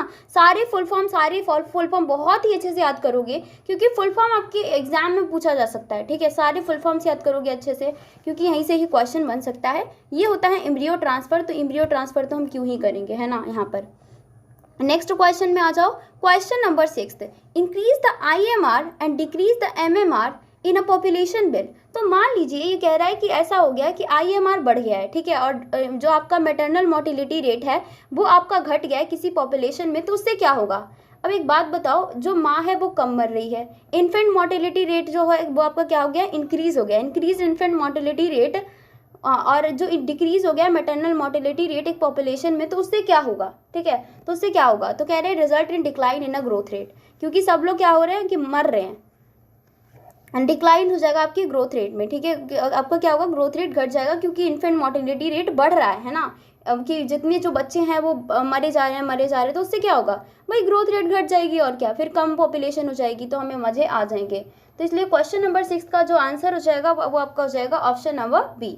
नेक्स्ट क्वेश्चन पे आ जाओ। Question number 7, a national level approach to build up a reproductively healthy society was taken up in our country in. कि नेशनल लेवल पे हम लोगों ने स्टार्ट किया था कि यार रिप्रोडक्टिव हेल्दी सोसाइटी होनी चाहिए। ये क्या ही हो रहा है हमारी कंट्री में, इतना ज़्यादा जो ड्रामा चल रहा है, मतलब इतने ज़्यादा जो लोगों के अंदर गलत गलत भावनाएं हैं, और जो एक मतलब उन्होंने कुछ गलत गलत सोच रख रखी है रिप्रोडक्शन से रिलेटेड, उन्हें कुछ भी मतलब पता ही नहीं है एक्चुअली में। तो उसके लिए हमने नेशनल लेवल पे स्टार्ट किया था, इनिशिएटिव किया था कि लोगों को पता चल पाए कि एक्चुअली में हो क्या रहा है। ठीक है, तो तो मतलब वो कब हमने स्टार्ट किया था, तो इसको अच्छे से याद कर लेगा हर बच्चा कि इसका जो आंसर हो जाएगा आपका हो जाएगा ऑप्शन नंबर ए, 1915 सेंचुरी में हमने स्टार्ट कर दिया था। ठीक है, तो हमने क्या करा था, जैसे ही हम लोग आज़ाद हुए हमने कहा एक काम करो, रिप्रोडक्टिवली हेल्दी सोसाइटी बनाओ, तभी हमारा कुछ हो सकता है, वरना तो लोग क्या ही कर रहे हैं। नेक्स्ट क्वेश्चन में आ जाओ, question number 8, emergency contraceptive are effective if used within. Emergency contraceptive को हमें कब यूज़ करना चाहिए, कितने देर तक वो इफेक्टिव होता है। ठीक है, तो इस क्वेश्चन का सही आंसर होगा आपका option number A, that is 72 hours of coitus. जैसे ही क्वाइटस हुआ उसके 72 घंटे के अंदर ही आपको इमरजेंसी कॉन्ट्रासेप्टिव लेना पड़ेगा, वरना फिर कुछ नहीं हो सकता। ठीक है, एक बात बता दूं, क्लियरली याद करोगे। ओव्यूलेशन कोई बच्चा नहीं बोलेगा, ओव्यूलेशन का क्या ही मतलब है बच्चों, क्वाइटस से हमें मतलब है ना। ठीक है, 72 आवर्स ऑफ मेंसेस बिल्कुल नहीं, 72 आवर्स ऑफ इम्प्लांटेशन बिल्कुल गलत कह रहा है, सिर्फ क्वाइटस ही याद रखोगे, कैसे भी कर लो। नेक्स्ट क्वेश्चन है question number 9, condoms are one of the most popular contraceptive because of the following reason. कि कॉन्डम्स इतना ज़्यादा पॉपुलर क्यों है अपने आप में, इसके क्या रीज़न है, आपको रीज़न बताया जा रहा है। फर्स्ट रीज़न कह रहा है कि these are the effective barrier for the insemination, कि इंसेमिनेशन के लिए काफ़ी अच्छा बैरियर है, मतलब कि बिल्कुल भी प्रेगनेंसी नहीं हो पाएगी, है ना। They do not interfere with the क्वाइटल act, कि क्वाइटल एक्ट के साथ कोई इंटरफेयर नहीं करता है। नेक्स्ट है these help in reducing the risk of the STDs, और बल्कि सेक्सुअली ट्रांसमिटेड डिसीजेज होने के रिस्क को भी घटा देता है। ये ऑल ऑफ द अबव, तो भाई सब कुछ करता है कॉन्डम, तो है ना, सब कुछ ही करता है, क्वाइटल एक्ट में इंटरफेयर भी नहीं करता, इफेक्टिव बैरियर भी है, एसटीडीज को भी रोकता है। तो इस क्वेश्चन का सही आंसर हो जाएगा आपका ऑप्शन नंबर डी। ठीक है, बढ़ते हैं अपने नेक्स्ट क्वेश्चन की तरफ। The correct surgical procedure as a contraceptive method is. Surgical procedure में आप लोग दो ही पढ़ते हैं, वेसेक्टोमी और ट्यूबेक्टोमी। कौन सा आंसर हो जाएगा, ऑप्शन नंबर सी। बिना कुछ सोचे समझे आप लोगों को टिक मार्क मारना है। नेक्स्ट क्वेश्चन पे आ जाइए, question number 11, RCH stand for. देख लो फुल फॉर्म बच्चों आएगा ही एग्जाम में, सारा फुल फॉर्म याद करोगे इस चैप्टर का, बहुत ज़्यादा इंपॉर्टेंट है। Reproductive and child health care, इसका फुल फॉर्म होता है। ठीक है, तो इस क्वेश्चन का सही आंसर हो जाएगा आपका option number D. Okay, next question पे आते हैं, question number 12, which of the following can't be detected in the developing foetus by the amniocentesis. Amniocentesis इस चैप्टर में बहुत ज़्यादा इंपॉर्टेंट है। एमनियोसेंटेसिस के बारे में हर बच्चा याद कर लो, जेनेटिकल डिसऑर्डर को ही सिर्फ बता सकता है, डिटेक्ट कर सकता है, और कोई भी डिसऑर्डर नहीं बताएगा। तो जॉन्डिस क्या एक जेनेटिक डिसऑर्डर है? नहीं है, बिल्कुल नहीं है ना, तो इसको डिटेक्ट नहीं कर पाएगा, इसलिए इस क्वेश्चन का सही आंसर हो जाएगा आपका जॉन्डिस ही। ठीक है, 12th का ए हो जाएगा।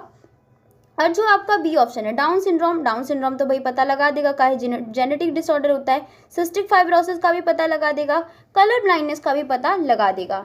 नेक्स्ट क्वेश्चन की तरफ बढ़ते हैं, which of the following is not a characteristic of an ideal contraceptive. तो एक आइडियल कॉन्ट्रासेप्टिव का क्या कैरेक्टरिस्टिक नहीं होता है? ठीक है, क्या कैरेक्टरिस्टिक नहीं होता है? तो आपका जो है यहाँ पर यूज़र फ्रेंडली, भाई यूज़र फ्रेंडली तो सच में होना चाहिए, मतलब ये तो सही है ना। नेक्स्ट कह रहा है इरिवर्सिबल होना चाहिए, इजीली अवेलेबल होना चाहिए, लीस्ट साइड इफेक्ट होनी चाहिए, भाई रिवर्सिबल होना चाहिए, क्या ही बदतमीजी है। तो इस क्वेश्चन का सही आंसर हो जाएगा ऑप्शन नंबर बी, क्योंकि हम चाहते हैं कि रिवर्सिबल हो, जब भी वो कपल चाहे कि उनका बेबी हो जाए तो दोबारा से वो उसको रिवर्स कर सके। ये नहीं कि एक बार भाई कॉन्ट्रासेप्टिव मेथड यूज़ कर लिया, अब वो बाद में सोच रहे हैं कि बेबी होने का तो नहीं हो पा रहा है ना। तो ये जो है आपका आंसर, इसलिए ये वाला सही हो जाएगा। नेक्स्ट क्वेश्चन पे आ जाओ, the common means of the transmission of the AIDS is. AIDS कैसे फैलता है बच्चों? फर्स्ट है आपका सेक्सुअल इंटरकोर्स से फैलता है, कि ब्लड के ट्रांसफ्यूजन से फैलता है, कि प्लेसेंटल ट्रांसफर से फैलता है, कि ऑल ऑफ दीज। तो इस क्वेश्चन के लिए सही आंसर होगा आपका ऑल ऑफ दीज, क्योंकि सेक्सुअल इंटरकोर्स से भी हो जाता है, ब्लड ट्रांसफ्यूजन से भी, प्लेसेंटल ट्रांसफर से भी। अगर कोई पूछेगा कि क्या किसी को टच करने से हो जाता है, बोलना नहीं होता है। कोई बोलेगा किसी को किस करने से होता है, तो भी नहीं होता है, बल्कि कुछ स्पेशल ही सिचुएशन है जिसमें हो सकता है। तो ये तीनों सिचुएशन जरूर से जरूर आप लोग याद कर लेंगे। नेक्स्ट क्वेश्चन पे आइए, question number 15, which of the following STDs are not completely curable. कि ऐसे कौन से एसटीडीज हैं जिनको कि हम नहीं क्योर कर सकते। ठीक है, अगर हो गया ना तो हो गया, बस कोई भी क्योर कर ही नहीं पाएगा। तो यहाँ पे मैं आपको बता दूं, इस क्वेश्चन का सही जो आंसर होगा that is AIDS, genital herpes and hepatitis B जो होता है उसको हम लोग क्योर नहीं कर सकते हैं। ओके, तो इसको याद करने का तरीका मैं यही बताना चाहूँगी कि इसमें एच आएगा, हर्पीज़ में एच आ रहा है, हेपेटाइटिस बी में भी आ रहा है, और एड्स भी बेसिकली HIV से होता है। तो इसमें एच जो टर्म्स है वो बार बार आएंगी और इनको हम क्योर नहीं कर सकते। आप लोग इस तरीके से याद कर सकते हैं, वरना आपकी मर्जी, आप जैसे भी याद करना चाहे यू कैन। नेक्स्ट क्वेश्चन है question number 16, which of the following is a non medicated intrauterine devices. इनमें से कौन सा नॉन मेडिकेटेड इंट्रायूटेराइन डिवाइस होता है। तो इसका सही आंसर हो जाएगा आपका लिपेस लूप, क्योंकि उसमें क्या होता है, कोई भी बाहर से मेडिकेटेड चीज़ें या केमिकल वगैरह हम लोग नहीं डालते हैं लिपेस लूप के अंदर, ठीक है। कॉपर टी में कॉपर डालते हैं, कॉपर के आयन, और LNG20 में तो हम लोग क्या करते हैं, प्रोजेस्टासर्ट, प्रोजेस्ट्रॉन, एस्ट्रोजन के कॉम्बिनेशंस वगैरह को हम लोग यूज़ करते हैं। इसको याद कैसे करोगे कि इसमें हम कोई भी केमिकल यूज़ नहीं करते, लिपेस लूप।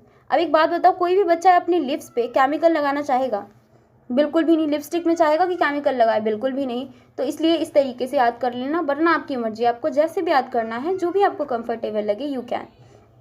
क्वेश्चन नंबर 17 है multi load device contain. Multi load device में क्या होता है। तो मल्टी लोड जो 375 है वो एक कॉपर रिलीजिंग IUD है, अगर आपको याद हो तो, है ना। तो इस क्वेश्चन का सही आंसर हो जाएगा copper, option number C. Okay. Question number 18 है copper ions released from the copper releasing intrauterine devices. तो वो बोल रहा है कि उसका एक्चुअली में किस तरीके से काम करता है कॉपर रिलीजिंग जो इंट्रायूटेराइन डिवाइस होता है। तो जो कॉपर आयंस होते हैं बच्चों, वो बेसिकली क्या करते हैं कि वो आपकी स्पर्म की मोटिलिटी को घटा देते हैं, और इस तरीके से क्या होता है कि स्पर्म जा ही नहीं पाता फेलोपियन ट्यूब तक, और वहाँ पर जो है बिल्कुल भी आपका फर्टिलाइजेशन हो ही नहीं पाता। तो यही एक मेन तरीका है कॉपर आयन को यूज़ करने का, और उसका यही काम होता है, ठीक है। तो यहाँ पे आपको ऑप्शन नंबर डी आपका सही हो जाएगा। और आप इसको इस तरीके से याद कर सकते हैं कि हो सकता है कि यहाँ पे स्पर्म रहा होगा कुछ इस तरीके से, ठीक है। कॉपर आयन इसके अंदर चिपक गए होंगे, तो ये भारी भारी हो गया होगा, तो क्या हुआ होगा कि फिर ये अपना ऐसे दौड़ नहीं पा रहा होगा, नहीं जा पा रहा होगा, ठीक है। इसकी मोटिलिटी घट गई होगी। मोटिलिटी मतलब होता है मूव करने की क्षमता। क्वेश्चन नंबर 19 है the birth control device used by the women is. कि वुमेन के द्वारा यूज करने वाले बर्थ कंट्रोल डिवाइसेस कौन से हैं।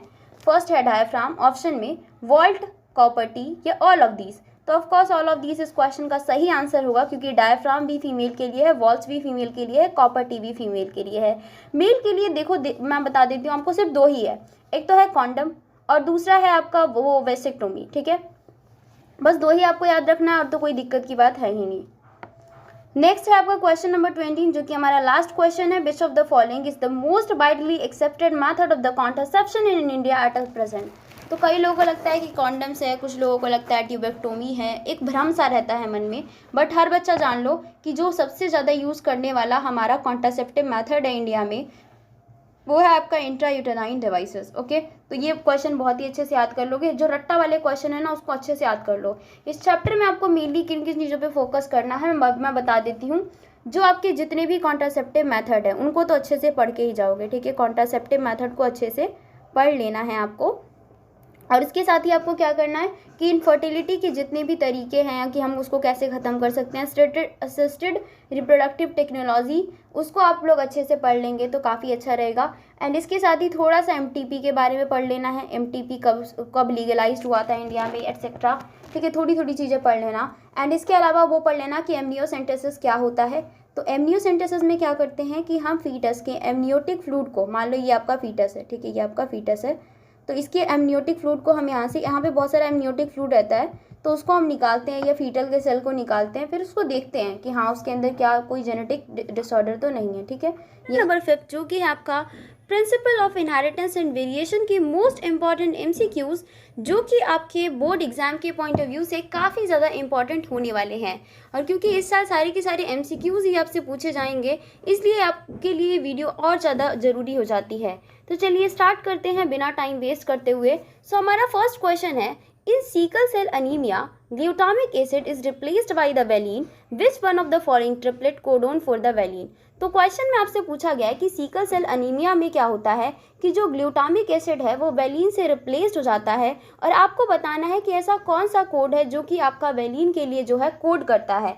तो अगर आपने पढ़ा हुआ होगा तो आपको पता होगा कि सिकल सेल अनीमिया में क्या होता है कि जो आपका GAG होता है वो आपके GUG में से रिप्लेस हो जाता है। तो इस तरीके से आपको पता चल जाएगा कि हाँ वेलिन के लिए जो कोड होगा वो आपका GUG ही होगा। ओके, और इस डिसीज़ के बारे में थोड़ा सा आपको और भी जानकारी होनी चाहिए, जैसे कि ये जो होता है एक तरह का ऑटोसोम लिंक्ड रिसेसिव डिसीजेस होता है।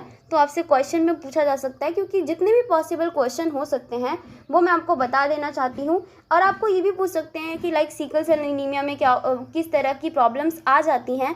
तो आपको पता होना चाहिए कि क्या होता है कि जिस भी इंसान को ये प्रॉब्लम होती है, अगर उसको लो ऑक्सीजन मिलता है, कभी भी ऑक्सीजन की कमी होती है, तो उसके आरबीसी के शेप में कुछ चेंजेस आ जाते हैं। जैसे कि उसका जो आरबीसी का शेप है, नॉर्मल इंसान का बाई कॉनकेव होता है, तो उसका बाई कॉनकेव से चेंज होकर सिकल सेल टाइप का हो जाता है। ओके, सिकल शेप का हो जाता है। तो ये सारे पॉसिबल क्वेश्चंस आपसे पूछे जा सकते हैं। जो भी एक्स्ट्रा पॉइंट है उसको आप किसी कॉपी में नोट कर लें तो काफ़ी ज़्यादा आपके लिए बेनिफिशियल होगा, और या तो आप चाहें तो अपनी एनसीईआरटी में भी मार्क कर सकते हैं। सो इस क्वेश्चन का जो सही आंसर हो जाएगा वो आपका हो जाएगा ऑप्शन नंबर डी। ओके, सो अब हम बढ़ते हैं अपने नेक्स्ट क्वेश्चन की तरफ। क्वेश्चन नंबर 2 है कि जो ZW type of sex determination हमें कहाँ पर देखने को मिलता है। हमें 4 ऑप्शन दिए गए हैं, प्लेटिपस, स्नेल्स, कॉकरोच और पिकॉक। तो आपको पता होना चाहिए कि जो जेड और ZW type of sex determination होता है वो आपका केवल वर्ड्स में ही पाया जाता है। तो यहाँ पर जो भी आपको वर्ड दिख रहा है वही आपका सही आंसर हो जाएगा। तो प्लेटिपस तो एक तरह का मैमल होता है ना, स्नेल तो भाई बिल्कुल भी वर्ड नहीं है, कॉकरोच जो है वो भी वर्ड नहीं है। तो इसका मतलब इस क्वेश्चन का सही आंसर होगा आपका option number D, that is your peacock. Okay, next question है question number 3। In a dihybrid cross if you get 9:3:3:1 it denotes that. तो कि आपको पता है कि डाई हाइब्रिड क्रॉस में आपको ये रेशोज मिलते हैं, तो इसका क्या मतलब है। तो फर्स्ट ऑप्शन है कि the allele of the 2 gene are interacting with each other, कि जो एलील हैं 2 जीन्स के वो इंटरेक्ट कर रहे हैं। इसका ये मतलब है कि ये मल्टीजेनिक इनहेरिटेंस है, कि इसका ये मतलब है कि ये केस ऑफ मल्टीपल एलेलिज्म लग रहा है हमें तो। या फोर्थ ऑप्शन है कि the allele of the 2 gene are segregating independently. तो यहाँ पर आपको फोर्थ वाला ऑप्शन आप देख पा रहे होंगे कि बिल्कुल सही इसको एक्सप्लेन करता है। और क्योंकि हमारा ये जो है इनहेरिटेंस का 3rd लॉ भी है, जिसमें कि हमें बताया भी जाता है लॉ ऑफ इंडिपेंडेंट असॉर्टमेंट के बारे में, कि जो आपके एलिल्स होते हैं वो आपके इंडिपेंडेंटली क्या करते हैं, सेग्रीगेट करते हैं जब आपके गैमेट्स की फॉर्मेशन होती है। ओके, सो इस क्वेश्चन का सही आंसर हो जाएगा आपका ऑप्शन नंबर डी। अब हम बढ़ते हैं अपने नेक्स्ट क्वेश्चन की तरफ। नेक्स्ट क्वेश्चन बहुत ही इजी सा है, वैसा ही है। Mendel's law of independent assortment, जिसके बारे में अभी मैंने आपको बताया है, holds good for the genes situated on the. तो ये क्वेश्चन पूछता है कि जो मेंडल लॉ ऑफ इनहेरिटेंस है हमारा 3rd वाला, वो किस सिचुएशन में सही बैठेगा। तो वो फर्स्ट है ऑप्शन नॉन होमोलोगस क्रोमोसोम के केस में, कि होमोलोगस क्रोमोसोम होना चाहिए, कि एक्स्ट्रा न्यूक्लियर जेनेटिक एलिमेंट के केसेस में, कि सेम क्रोमोसोम के केसेस में। तो आपको पता होना चाहिए कि जो Mendel law of independent assortment है वो तभी आपका सही तरीके से वर्क करेगा जब हम होमोलोगस क्रोमोसोम की बात करेंगे। सो होमोलोगस क्रोमोसोम क्या होता है वो मैं आपको थोड़ा सा एक्सप्लेन कर देती हूँ। सो ऐसा क्रोमोसोम, ऐसे हमारे पेयर्स ऑफ क्रोमोसोम्स होते हैं जिनमें कि क्या होता है कि एक ही पोजीशन पे अगर हम चले जाएं तो दोनों ही क्रोमोसोम में उसी चीज़ के लिए ही एलील्स अलग अलग पाए जाते हैं। जैसे कि अगर यहाँ पे आई कलर का जीन है तो यहाँ पर भी आई कलर का ही जीन रहेगा इस पोजीशन पे। तो इसको हम बोलते हैं होमोलोगस क्रोमोसोम, जिसमें से कि एक हमें अपनी मॉम से मिलता है और एक हमें क्या में होता है, अपने पापा से मिलता है। इसी को हम होमोलोगस क्रोमोसोम कहते हैं। अब हम बढ़ते हैं अपने नेक्स्ट क्वेश्चन की तरफ। क्वेश्चन नंबर 5 है, ओकेजनली अ सिंगल जीन में express more than one effect, this phenomena is called. तो कई बार ऐसा होता है कि एक जो सिंगल जीन है वो एक से ज़्यादा इफेक्ट को शो करता है। इस फिनोमिना को क्या कहा जाता है। तो यहाँ पे आपको ऑप्शन दिए गए, मल्टीपल एलेलिज्म कहा जाता है, कि मोजेकिज्म कहा जाता है, कि प्लियोट्रॉपी कहा जाता है, कि पॉलीजेनी कहा जाता है। तो प्लियोट्रॉपी एंड पॉलीजेनी में आप लोग थोड़ा थोड़ा जो है वो हो सकते हैं कि हाँ इन दोनों में से कौन सा आंसर होगा, बट आपको याद रखना है कि इस पर्टिकुलर सिचुएशन को हम प्लियोट्रॉपी कहते हैं। और इसका जो एग्जाम्पल होता है वो आपका होता है फिनाइल कीटोन्यूरिया। फिनाइल कीटोन्यूरिया एक ऐसी डिसीज़ है जिसमें कि क्या होता है कि आपका म्यूटेशन हो जाता है ऐसे जीन में जो कि आपका कोड करता है फिनाइल एलेनाइन हाइड्रोक्सीलेज एंजाइम के लिए। तो इस केस में क्या होता है कि जो आपका ये एंजाइम है, पर्टिकुलर एंजाइम, वो नहीं बन पाता है, जिसके कारण कि बॉडी में बहुत से इफेक्ट देखने को मिलते हैं। फर्स्ट इफेक्ट होता है आपका मेंटल रिटार्डेशन, जिसमें कि थोड़ा आप मेंटली वीक हो जाते हैं। नेक्स्ट होता है रिडक्शन इन हेयर, आपके बाल वगैरह भी झड़ने लगते हैं काफ़ी ज़्यादा से, और आपकी स्किन जो होती है वो भी काफ़ी ज़्यादा पिगमेंटेड सी लगने लगती है। ठीक है, तो ये सारी बातें आपको इस पर्टिकुलर बीमारी से रिलेटेड पता होनी चाहिए। नेक्स्ट क्वेश्चन की तरफ बढ़ते हैं। Question number 6, in the F2 generation of the Mendelian dihybrid cross the number of the phenotype and genotype are. कि जो मेंडल का डायहाइब्रिड क्रॉस होता है उसमें कितने फिनोटाइप एंड कितने जीनोटाइप होते हैं। तो आप चाहो तो आप क्रॉस करके भी इस क्वेश्चन का आंसर निकाल सकते हो, लेकिन वो काफ़ी ज़्यादा लंबा पड़ जाएगा। मैं आपको यही कहना चाहूँगी कि आपको इस क्वेश्चन का आंसर रट लेना चाहिए, तो आपके लिए ज़्यादा बेनिफिशियल रहेगा। ठीक है, तो इस क्वेश्चन के लिए जो सही आंसर हो जाएगा वो आपका हो जाएगा ऑप्शन नंबर डी, कि जब आपका डबल हम डायहाइब्रिड क्रॉस करवाते हैं उस टाइम पे हमें 4 तरह के फिनोटाइप मिलते हैं। वो तो आपको पता ही चल जाएगा 9:3:3:1 से। जीनोटाइप बस आपको थोड़ा सा लर्न करना पड़ेगा कि हाँ, जीनोटाइप जो हमें मिलते हैं वो 9 तरह के अलग अलग तरह के जीनोटाइप हमें मिलते हैं। अब हम चलते हैं अपने नेक्स्ट क्वेश्चन की तरफ। क्वेश्चन नंबर 7 है, dash pairs of the contrasting trade were studied by the Mendel in the P plant. कि मेंडल ने आखिरकार कितनी कॉन्ट्रास्टिंग ट्रेड्स को पढ़ा था पी प्लांट के अंदर। तो उसने आपको पता है कि 7 तरह के जो हैं उसने क्या पेयर्स ऑफ कॉन्ट्रास्टिंग ट्रेड को पढ़ा था। आप चाहें तो एनसीईआरटी की टेबल से भी रेफर कर सकते हैं, क्योंकि एनसीईआरटी में डायरेक्टली एक टेबल दिखाया गया है जिसमें कि बताया गया है, और वो टेबल वो फिगर 5.1 में भी उन्होंने अच्छे से दिखाया हुआ है, टेबल 5.1 में भी दिया गया है। आप चाहे तो एक बार गिन भी सकते हैं, कोई दिक्कत की बात नहीं है। नेक्स्ट क्वेश्चन है, which of the following character was not chosen by the Mendel. कि मेंडल ने इनमें से कौन सा कैरेक्टर चूज नहीं किया था। तो आपको उस टेबल में ये भी दिया गया है, इस क्वेश्चन का आंसर भी आपको उसी टेबल से मिलेगा। आपको पता होना चाहिए कि पॉट शेप को उसने कंसीडर किया था, पॉट कलर को भी उसने कंसीडर किया था, लोकेशन ऑफ फ्लावर को भी उसने कंसीडर किया था, लेकिन उसने लोकेशन ऑफ पॉट को कंसीडर नहीं किया था कि पॉट का लोकेशन क्या है प्लांट के अंदर। तो इसलिए इस क्वेश्चन का सही आंसर हो जाएगा आपका ऑप्शन नंबर डी। अब हम बढ़ते हैं, इससे रिलेटेड ना और भी पॉसिबल क्वेश्चन बन सकते हैं। सो आपको इस टेबल को बहुत ही अच्छे से पढ़ लेना है। एनसीईआरटी का फिगर 5.1 वाला पढ़ोगे तो काफ़ी अच्छा रहेगा और अच्छे से सब कुछ समझ में आ जाएगा। आपको पता होना चाहिए कौन सा डोमिनेंट ट्रेट होता है आपके पी प्लांट में, कौन सा रेसेसिव ट्रेट होता है, सब कुछ अच्छे से पढ़ लोगे। तो आपको पता होना चाहिए कि कहाँ कहाँ से एमसीक्यूज बनने की पॉसिबिलिटी होती है। नेक्स्ट बढ़ते हैं हम क्वेश्चन नंबर 9 की तरफ। Genes which code for a pair of contrasting trait are known as. कि ऐसे जीन्स जो कि आपके कॉन्ट्रास्टिंग ट्रेट के पेयर्स जो होते हैं उनके लिए कोड करते हैं, तो उनको क्या कहा जाता है। तो उनको बोला जाता है एलिस। ये आपको एज इट इज़ याद कर लेना है कि हाँ, उनको एलिस कहा जाता है, क्योंकि वो कॉन्ट्रास्टिंग ट्रेट के लिए काम करते हैं। जैसे 2 एलिल्स हो सकते हैं, ठीक है, मान लो आई कलर के एलिल्स हैं। आई कलर का जो हमारा एक तरह से ट्रेट है, एक तरह से देखा जाए तो कैरेक्टर है, तो उसके 2 एलिल्स हो सकते हैं कि आपकी आंखें ब्लैक होंगी, या तो एक एलिल तो ये कह सकता है कि हाँ आपकी आंखें ब्लैक होंगी, दूसरा कह सकता है कि नहीं ब्राउन होगी। ठीक है, तो इसको ही आप बोलते हैं कि ये दोनों एक अलग अलग एलिल हैं। नेक्स्ट क्वेश्चन की तरफ बढ़ते हैं। A recessive allele is expressed in. कि जो रेसेसिव एलिल्स होते हैं वो किस कंडीशन में हम एक्सप्रेस होते हुए देख सकते हैं। तो आपको पता है कि जब भी होमोजाइगस कंडीशन रहेगी तभी हम रेसेसिव एलिल देख सकते हैं, क्योंकि अगर एक कैपिटल टी भी आ गया ना और फिर एक स्मॉल टी है, तो इस केस में आपको कैपिटल टी वाला ही कैरेक्टर दिखेगा, जो कि आपका डोमिनेंट वाला ही दिखाएगा कैरेक्टर। ठीक है, अंदर हम नहीं जान पाएंगे कि क्या है। जब 2 स्मॉल टी रहेंगे तभी जो प्लांट है वो छोटा बनेगा और हमें समझ में आ जाएगा कि हाँ वो बेसिकली क्या है, रिसेसिव एलिल ने उसको एक्सप्रेस किया है। ठीक है, सो अब हम नेक्स्ट क्वेश्चन की तरफ बढ़ते हैं। Question number 11, the characters which appear in the first filial generation are called. कि ऐसे कैरेक्टर जो कि पहले जनरेशन में हमको दिखाई पड़ते हैं उनको क्या कहा जाता है। सो उनको डोमिनेंट कैरेक्टर कहा जाता है। पहले जनरेशन में क्या होता है, मान लो हमने अगर कैपिटल टी लिया, स्मॉल टी लिया, तो पहले जनरेशन में तो सारे के सारे प्लांट्स हमें टॉल ही मिलते हैं, है ना, सारा का सारा टॉल ही मिलता है। इसका मतलब हमें डोमिनेंट कैरेक्टर देखने को मिला जो कि हमारा टॉल कैरेक्टर था। ओके, सो इस तरीके से आपको समझ में आ रहा होगा, I hope so. Question number 12 है आपका, हैप्लोडिप्लॉइडी कहाँ पर हमको देखने को मिलती है। तो हैप्लोडिप्लॉइडी का एक स्पेशल कंडीशन दिया गया है एनसीईआरटी के अंदर, हनी बीज वाला। तो आपको जिस भी ऑप्शन में हनी बी दिख जाए आप उसको सही मार्क कर दीजिए, जिसमें नहीं दिखेगा उसको आप गलत कहेंगे। ठीक है, तो यहाँ पर तो हनी बी नहीं है, यहाँ पर भी नहीं, यहाँ पर भी नहीं। ऑप्शन नंबर डी जो है इस क्वेश्चन का सही आंसर हो जाएगा। क्वेश्चन नंबर 13 की तरफ बढ़ते हैं। To determine the genotype of a tall plant of the F2 generation, Mendel crossed this plant with the dwarf plant. This cross represent a।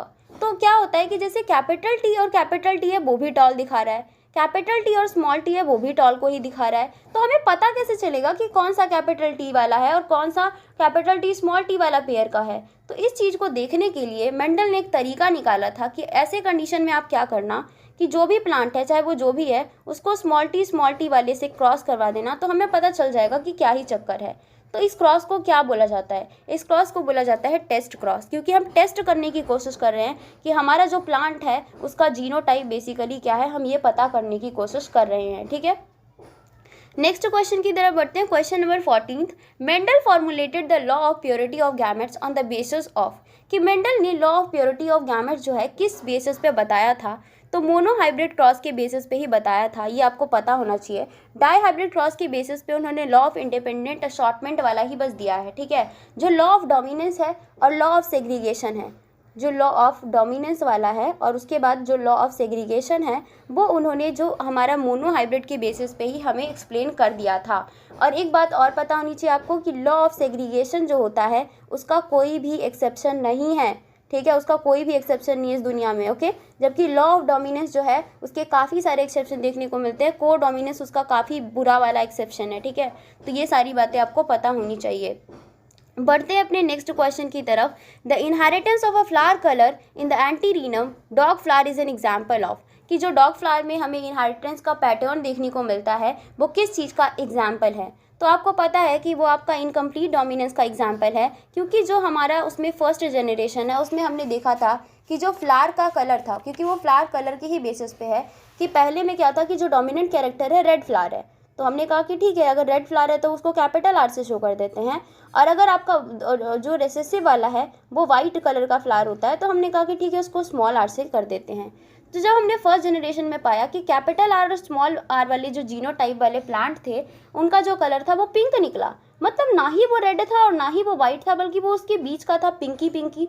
सो यहाँ पे क्या पता चला हमें कि ये एक तरह का क्या है, इनकम्प्लीट डोमिनेंस है। ना ही रेड वाला डोमिनेट कर पाया, ना ही वाइट वाला डोमिनेट कर पाया, बल्कि अलग ही कलर का हमें फ्लावर मिल गया, that is pink. Okay, next question की तरफ बढ़ते हैं। क्वेश्चन नंबर 16, ये भी आपके डॉग फ्लावर से रिलेटेड है question. In antirrhinum dog flower phenotypic ratio in the F2 generation for the inheritance of the flower colour would be, तो कि जो हमें इनहेरिटेंस ऑफ फ्लावर कलर देखने को मिलता है उसके फिनोटिपिक रेशियो आपको बताने हैं। तो मैं आपको बता दूं, एक पॉइंट अब जरूर से याद करना कि जो आपका डॉग फ्लावर होता है उसमें जो इनहेरिटेंस का पैटर्न देखने को मिलता है उसमें जो जीनोटिपिक वाला हमारा रेशियो है और जो फिनोटिपिक वाला रेशियो होता है वो दोनों सेम होता है, और दोनों ही क्या होता है 1:2:1 के इक्वल होता है। ठीक है, 1:2:1 ही होता है। तो इसलिए इस क्वेश्चन का सही आंसर हो जाएगा आपका option number B. Next question की तरफ बढ़ते हैं। Question number 17, phenotypic and genotypic ratio is similar in the case of, तो कह रहा है कि इस केस में फिनोटिपिक और जीनोटिपिक रेशियो सेम होता है। तो थोड़ी देर पहले ही मैंने आपको बताया कि हाँ, जो आपका इनकम्प्लीट डोमिनेंस का केस है उसमें आपका फिनोटिपिक रेशियो जो है वो जीनोटिपिक रेशियो के बराबर हो जाता है। नेक्स्ट क्वेश्चन की तरफ बढ़ते हैं। What can be the blood group of a offspring when both the parents have the AB blood group, तो मान लीजिए कि आपका इन क्वेश्चन में कहा गया है कि जो मदर है और फादर है दोनों का ये ब्लड ग्रुप AB है, तो बच्चे का ब्लड ग्रुप क्या होने की पॉसिबिलिटी है? तो हो सकता है कि अगर ए वाले से मिल जाएगा तो यहाँ पर क्या होगा, एक तरीके से ए वाला ही बन जाएगा, है ना। ए ब्लड ग्रुप भी हो सकता है बच्चे का, बी भी हो सकता है। अगर ए बी से मिल गया तो ए बी भी हो सकता है, पर ओ तो किसी भी कीमत पे नहीं हो सकता। तो इसीलिए इस क्वेश्चन का जो सही आंसर हो जाएगा that is your option number B, कि बच्चे का जो आपका ब्लड ग्रुप है वो ए भी हो सकता है, बी भी हो सकता है और ए बी भी हो सकता है। नेक्स्ट क्वेश्चन की तरफ बढ़ते हैं। ABO blood grouping in the human being sites the example of, कि जो एबीओ ब्लड ग्रुपिंग टाइप जो हमें ह्यूमन में देखने को मिलता है वो किसका एग्जाम्पल है? तो फर्स्ट ऑप्शन है इनकम्प्लीट डोमिनेंस का एग्जाम्पल है। नहीं, ऐसा तो कुछ नहीं है, इनकम्प्लीट डोमिनेंस किसी भी केस में नहीं देखने को मिलता है। को डोमिनेंस, हाँ बिल्कुल है, को डोमिनेंस का एग्जाम्पल है, क्योंकि जब ए रहता है और बी रहता है तो दोनों ही अपने आप को एक्सप्रेस करते हैं, और क्या होता है कि जो हमें ए बी टाइप का ब्लड ग्रुप उस केस में देखने को मिलता है। मल्टीपल एलेलिज्म, हाँ बिल्कुल मल्टीपल एलेलिज्म है, क्योंकि 3 तरह के अलग अलग एलेल्स हैं पूरे पॉपुलेशन में। एक इंसान में तो 2 ही एलेल्स हैं, लेकिन पूरे पॉपुलेशन में 3 एलेल्स हैं, इसलिए ये मल्टीपल एलेलिज्म का कंडीशन भी है, क्योंकि यहाँ पे हमें 3 एलेल्स मिलते हैं, या तो ए, या तो बी, या तो आपका आई टाइप भी हो सकता है, जिसमें कि कोई भी जो टाइप का एंटीजन जो है वो आपका नहीं पाया जाता है उस पर्टिकुलर आरबीसी में। सो इस क्वेश्चन का सही आंसर हो जाएगा आपका B and C both. Okay, means option number D. Next question की तरफ बढ़ते हैं। Question number 20, law of independent assortment can be, तो law of independent assortment can be explained with the help of, कि law of independent assortment किसकी help से हम लोग जो है एक्सप्लेन कर सकते हैं। तो थोड़ी देर पहले ही मैंने आपको बताया था कि इस क्वेश्चन का जो सही आंसर हो जाएगा that is your option number A, dihybrid cross के बेसिस पे हम लोग इसको एक्सप्लेन कर सकते हैं। नेक्स्ट क्वेश्चन है Mendel work was rediscovered by the 3 scientist, कि तीनों साइंटिस्ट ने मेंडल के काम को दोबारा से कब ढूंढा था, क्योंकि पहले तो उसके काम को भाव मिला नहीं था। तो जब वो मर गया तो उसके बाद 3 साइंटिस्ट थे जिन्होंने उसके मतलब वर्क को स्टडी किया और उन्होंने बताया कि मेंडल तो भाई सही बोल रहा था, हम लोग उसको भाव नहीं दे रहे थे। तो कब उसको बेसिकली भाव मिला ये पूछा जा रहा है आपको। तो इस क्वेश्चन का सही आंसर होगा आपका option number B, as it is आपको रट लेना है बिना कुछ सोचे समझे, ठीक है, कि 1900 में, और इजी है याद करना, आराम से याद हो जाएगा। नेक्स्ट क्वेश्चन है question number 22, which 3 scientist independently rediscovered the Mendel work, कि मेंडल के वर्क को कौन से 3 साइंटिस्ट ने ढूंढा था। फिर से वही क्वेश्चन पूछा जा रहा है हमसे। सो आपको साइंटिस्ट के नाम याद होने चाहिए, ओके। सो इस क्वेश्चन का जो सही आंसर होगा that is your option number D, de Vries, Correns and Tschermak ने जो है वो आपके तीनों, वो ऐसे 3 साइंटिस्ट थे जिन्होंने मेंडल के वर्क को ढूंढा था दोबारा से, ठीक है। नेक्स्ट क्वेश्चन है क्रोमोसोमल थ्योरी ऑफ इनहेरिटेंस को किसने दिया था। सो आपको पता होना चाहिए कि क्रोमोसोमल थ्योरी ऑफ इनहेरिटेंस जो था वो सटन एंड बोवरी ने दिया था, लेकिन इसका एक्सपेरिमेंटल जो प्रूफ था वो आपके टी.एच. मॉर्गन ने दिया था ड्रोसोफिला के ऊपर एक्सपेरिमेंट करके। अब ड्रोसोफिला को ही उसने क्यों यूज़ किया, उसके क्या फ़ायदे थे, ये एक पॉसिबल क्वेश्चन हो सकता है, एनसीईआरटी से सभी बच्चे पढ़ लेंगे। नेक्स्ट आ जाओ क्वेश्चन नंबर 24, क्रोमोसोम मैप या जेनेटिक मैप किसने बनाया था सबसे पहले। सो टी.एच. मॉर्गन के स्टूडेंट्स हुआ करते थे जिनका नाम था स्टर्टेवेंट, उन्होंने जो है क्रोमोसोम मैपिंग या जेनेटिक मैपिंग के बारे में सबसे पहले बताया था और उन्होंने बेसिकली बनाया भी था। उन्होंने अच्छा खासा जो जेनेटिक मैप है उन्होंने तैयार कर दिया था। नेक्स्ट क्वेश्चन की तरफ बढ़ते हैं, which of the following are the reason for the Mendel success, कि मेंडल की सक्सेस के पीछे क्या कारण था। Uses of the pure lines और द प्योर ब्रीडिंग वेराइटीज, बिल्कुल हाँ सही कह रहा है, उन्होंने प्योर लाइन और प्योर वेराइटीज पे ही काम किया था। Consideration of one character at a time, हाँ उन्होंने एक ही कैरेक्टर को हमेशा देखना चाहा, ये नहीं कि एक साथ सभी कैरेक्टर को वो पढ़ रहे थे। जब वो टॉल पढ़ रहे थे कि प्लांट लंबा है कि छोटा, तो वो उसी बात पे ध्यान दे रहे थे और चीज़ों को वो इग्नोर मार रहे थे। नेक्स्ट है आपका maintenance of statistical record of experiment, बिल्कुल मैथमेटिकल एकदम स्टैटिस्टिकल जो उन्होंने था रिकॉर्ड एंड डेटास को तैयार किया था। सो थर्ड वाला ऑप्शन भी सही है। तो इस तरीके से इस क्वेश्चन का सही आंसर जो होगा that is your option number B, क्योंकि हमारे तीनों स्टेटमेंट जो है फर्स्ट, सेकंड एंड थर्ड सही है। लेकिन कहीं आपको लगेगा कि फोर्थ भी तो सही नहीं, तो पढ़ लेते हैं एक बार। Knowledge of linkage and incomplete dominance, बिल्कुल नहीं, उन्हें बिल्कुल पता नहीं था लिंकेज के बारे में, वो तो बाद में बताया था टी.एच. मॉर्गन ने आके। इनकम्प्लीट डोमिनेंस बिल्कुल भी नहीं, उन्हें बिल्कुल भी इस बात में जानकारी नहीं थी। नेक्स्ट क्वेश्चन है question number 27, XO type of sex determination and X Y type of sex determination are the example of, कि ये किस टाइप का एग्जाम्पल है। तो ये मेल हेट्रोगैमेटी का एग्जाम्पल है।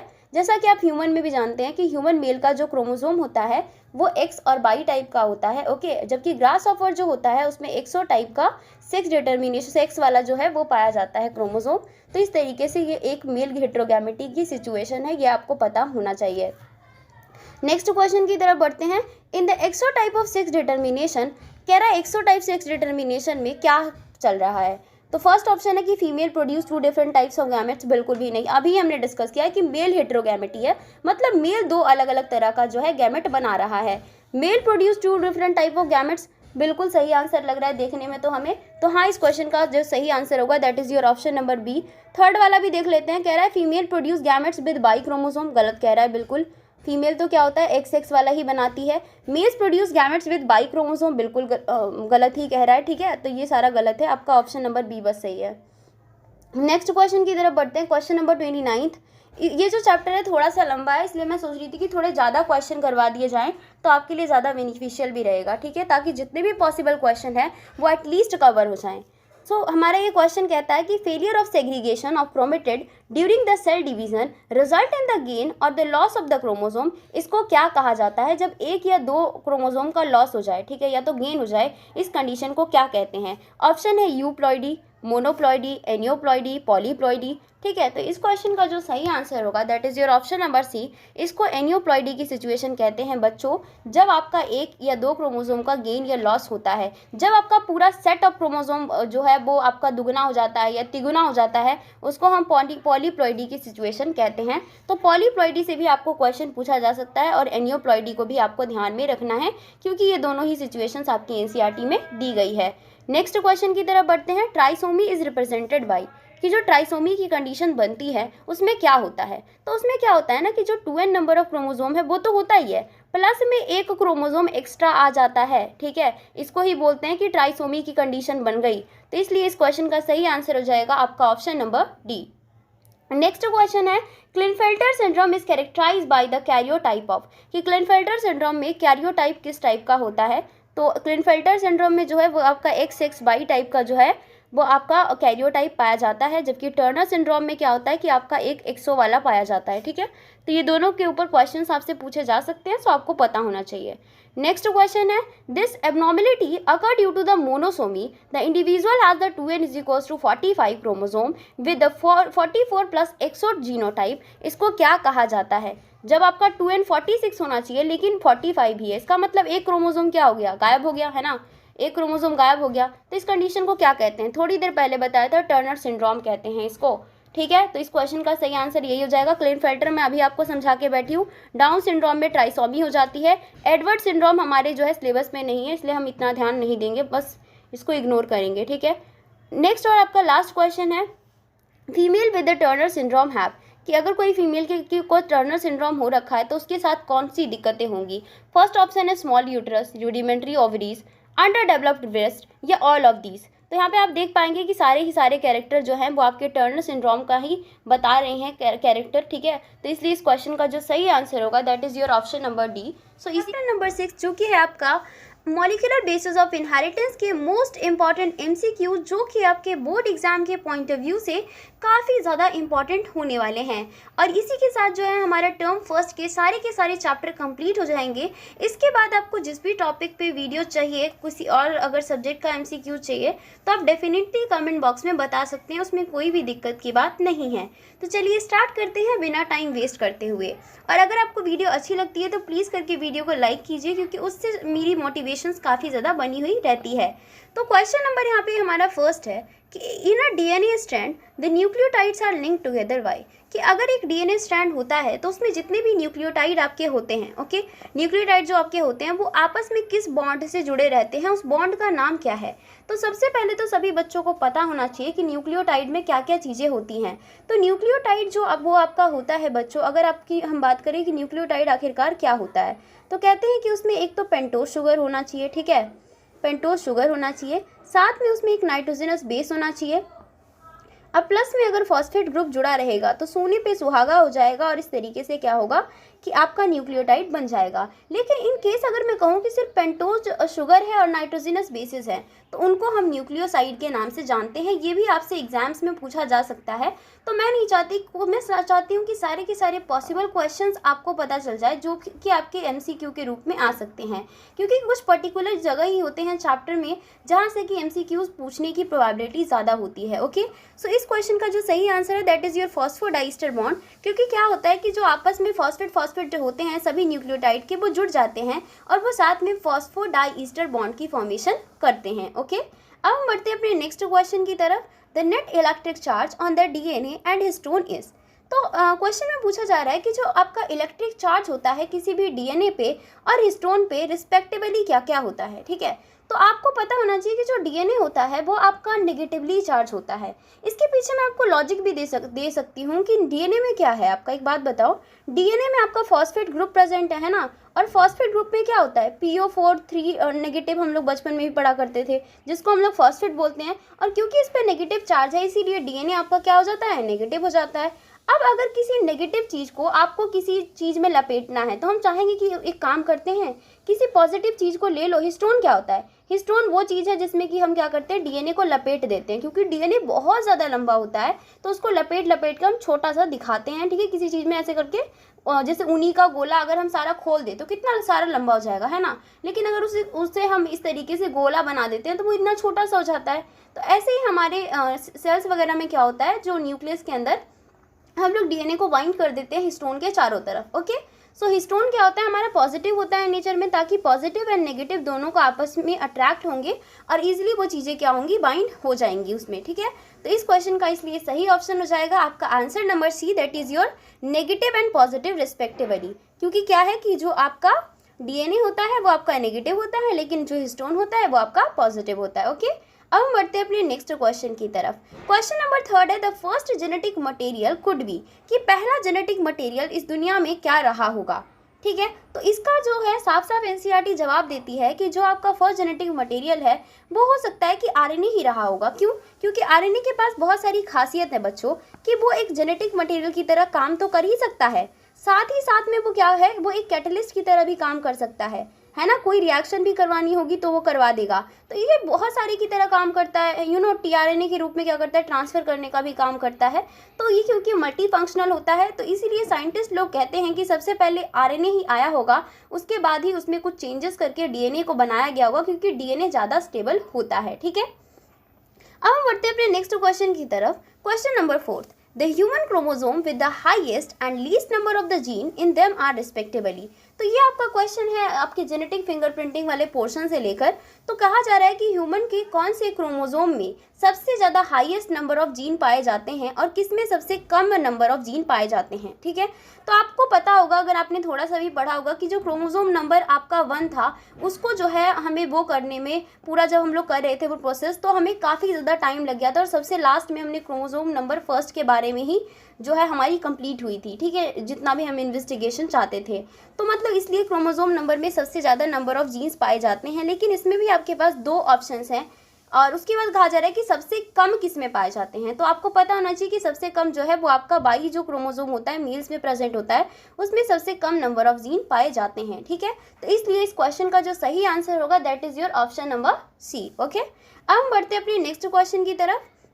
क्वेश्चन नंबर 5 है, control of the gene expression takes place at the level of, कि मान लो कोई जीन बनने वाला है, पर मैं नहीं चाहती कि वो जीन बने, क्योंकि वो जीन उस पर्टिकुलर इंसान के लिए बेनिफिशियल नहीं है। तो मैं चाहूँगी कि मैं क्यों ना उस जीन के एक्सप्रेशन को कंट्रोल कर लूँ, कि वो जीन जो है बन ही ना पाए, जिसकी वजह से प्रोटीन बन ही ना पाए, वो जीन अपने आप को एक्सप्रेस ही नहीं कर पाए। क्योंकि जीन एक्सप्रेस कैसे करते हैं, प्रोटीन के रूप में। तो मुझे कहीं ना कहीं उस प्रोसेस को रोकना पड़ेगा।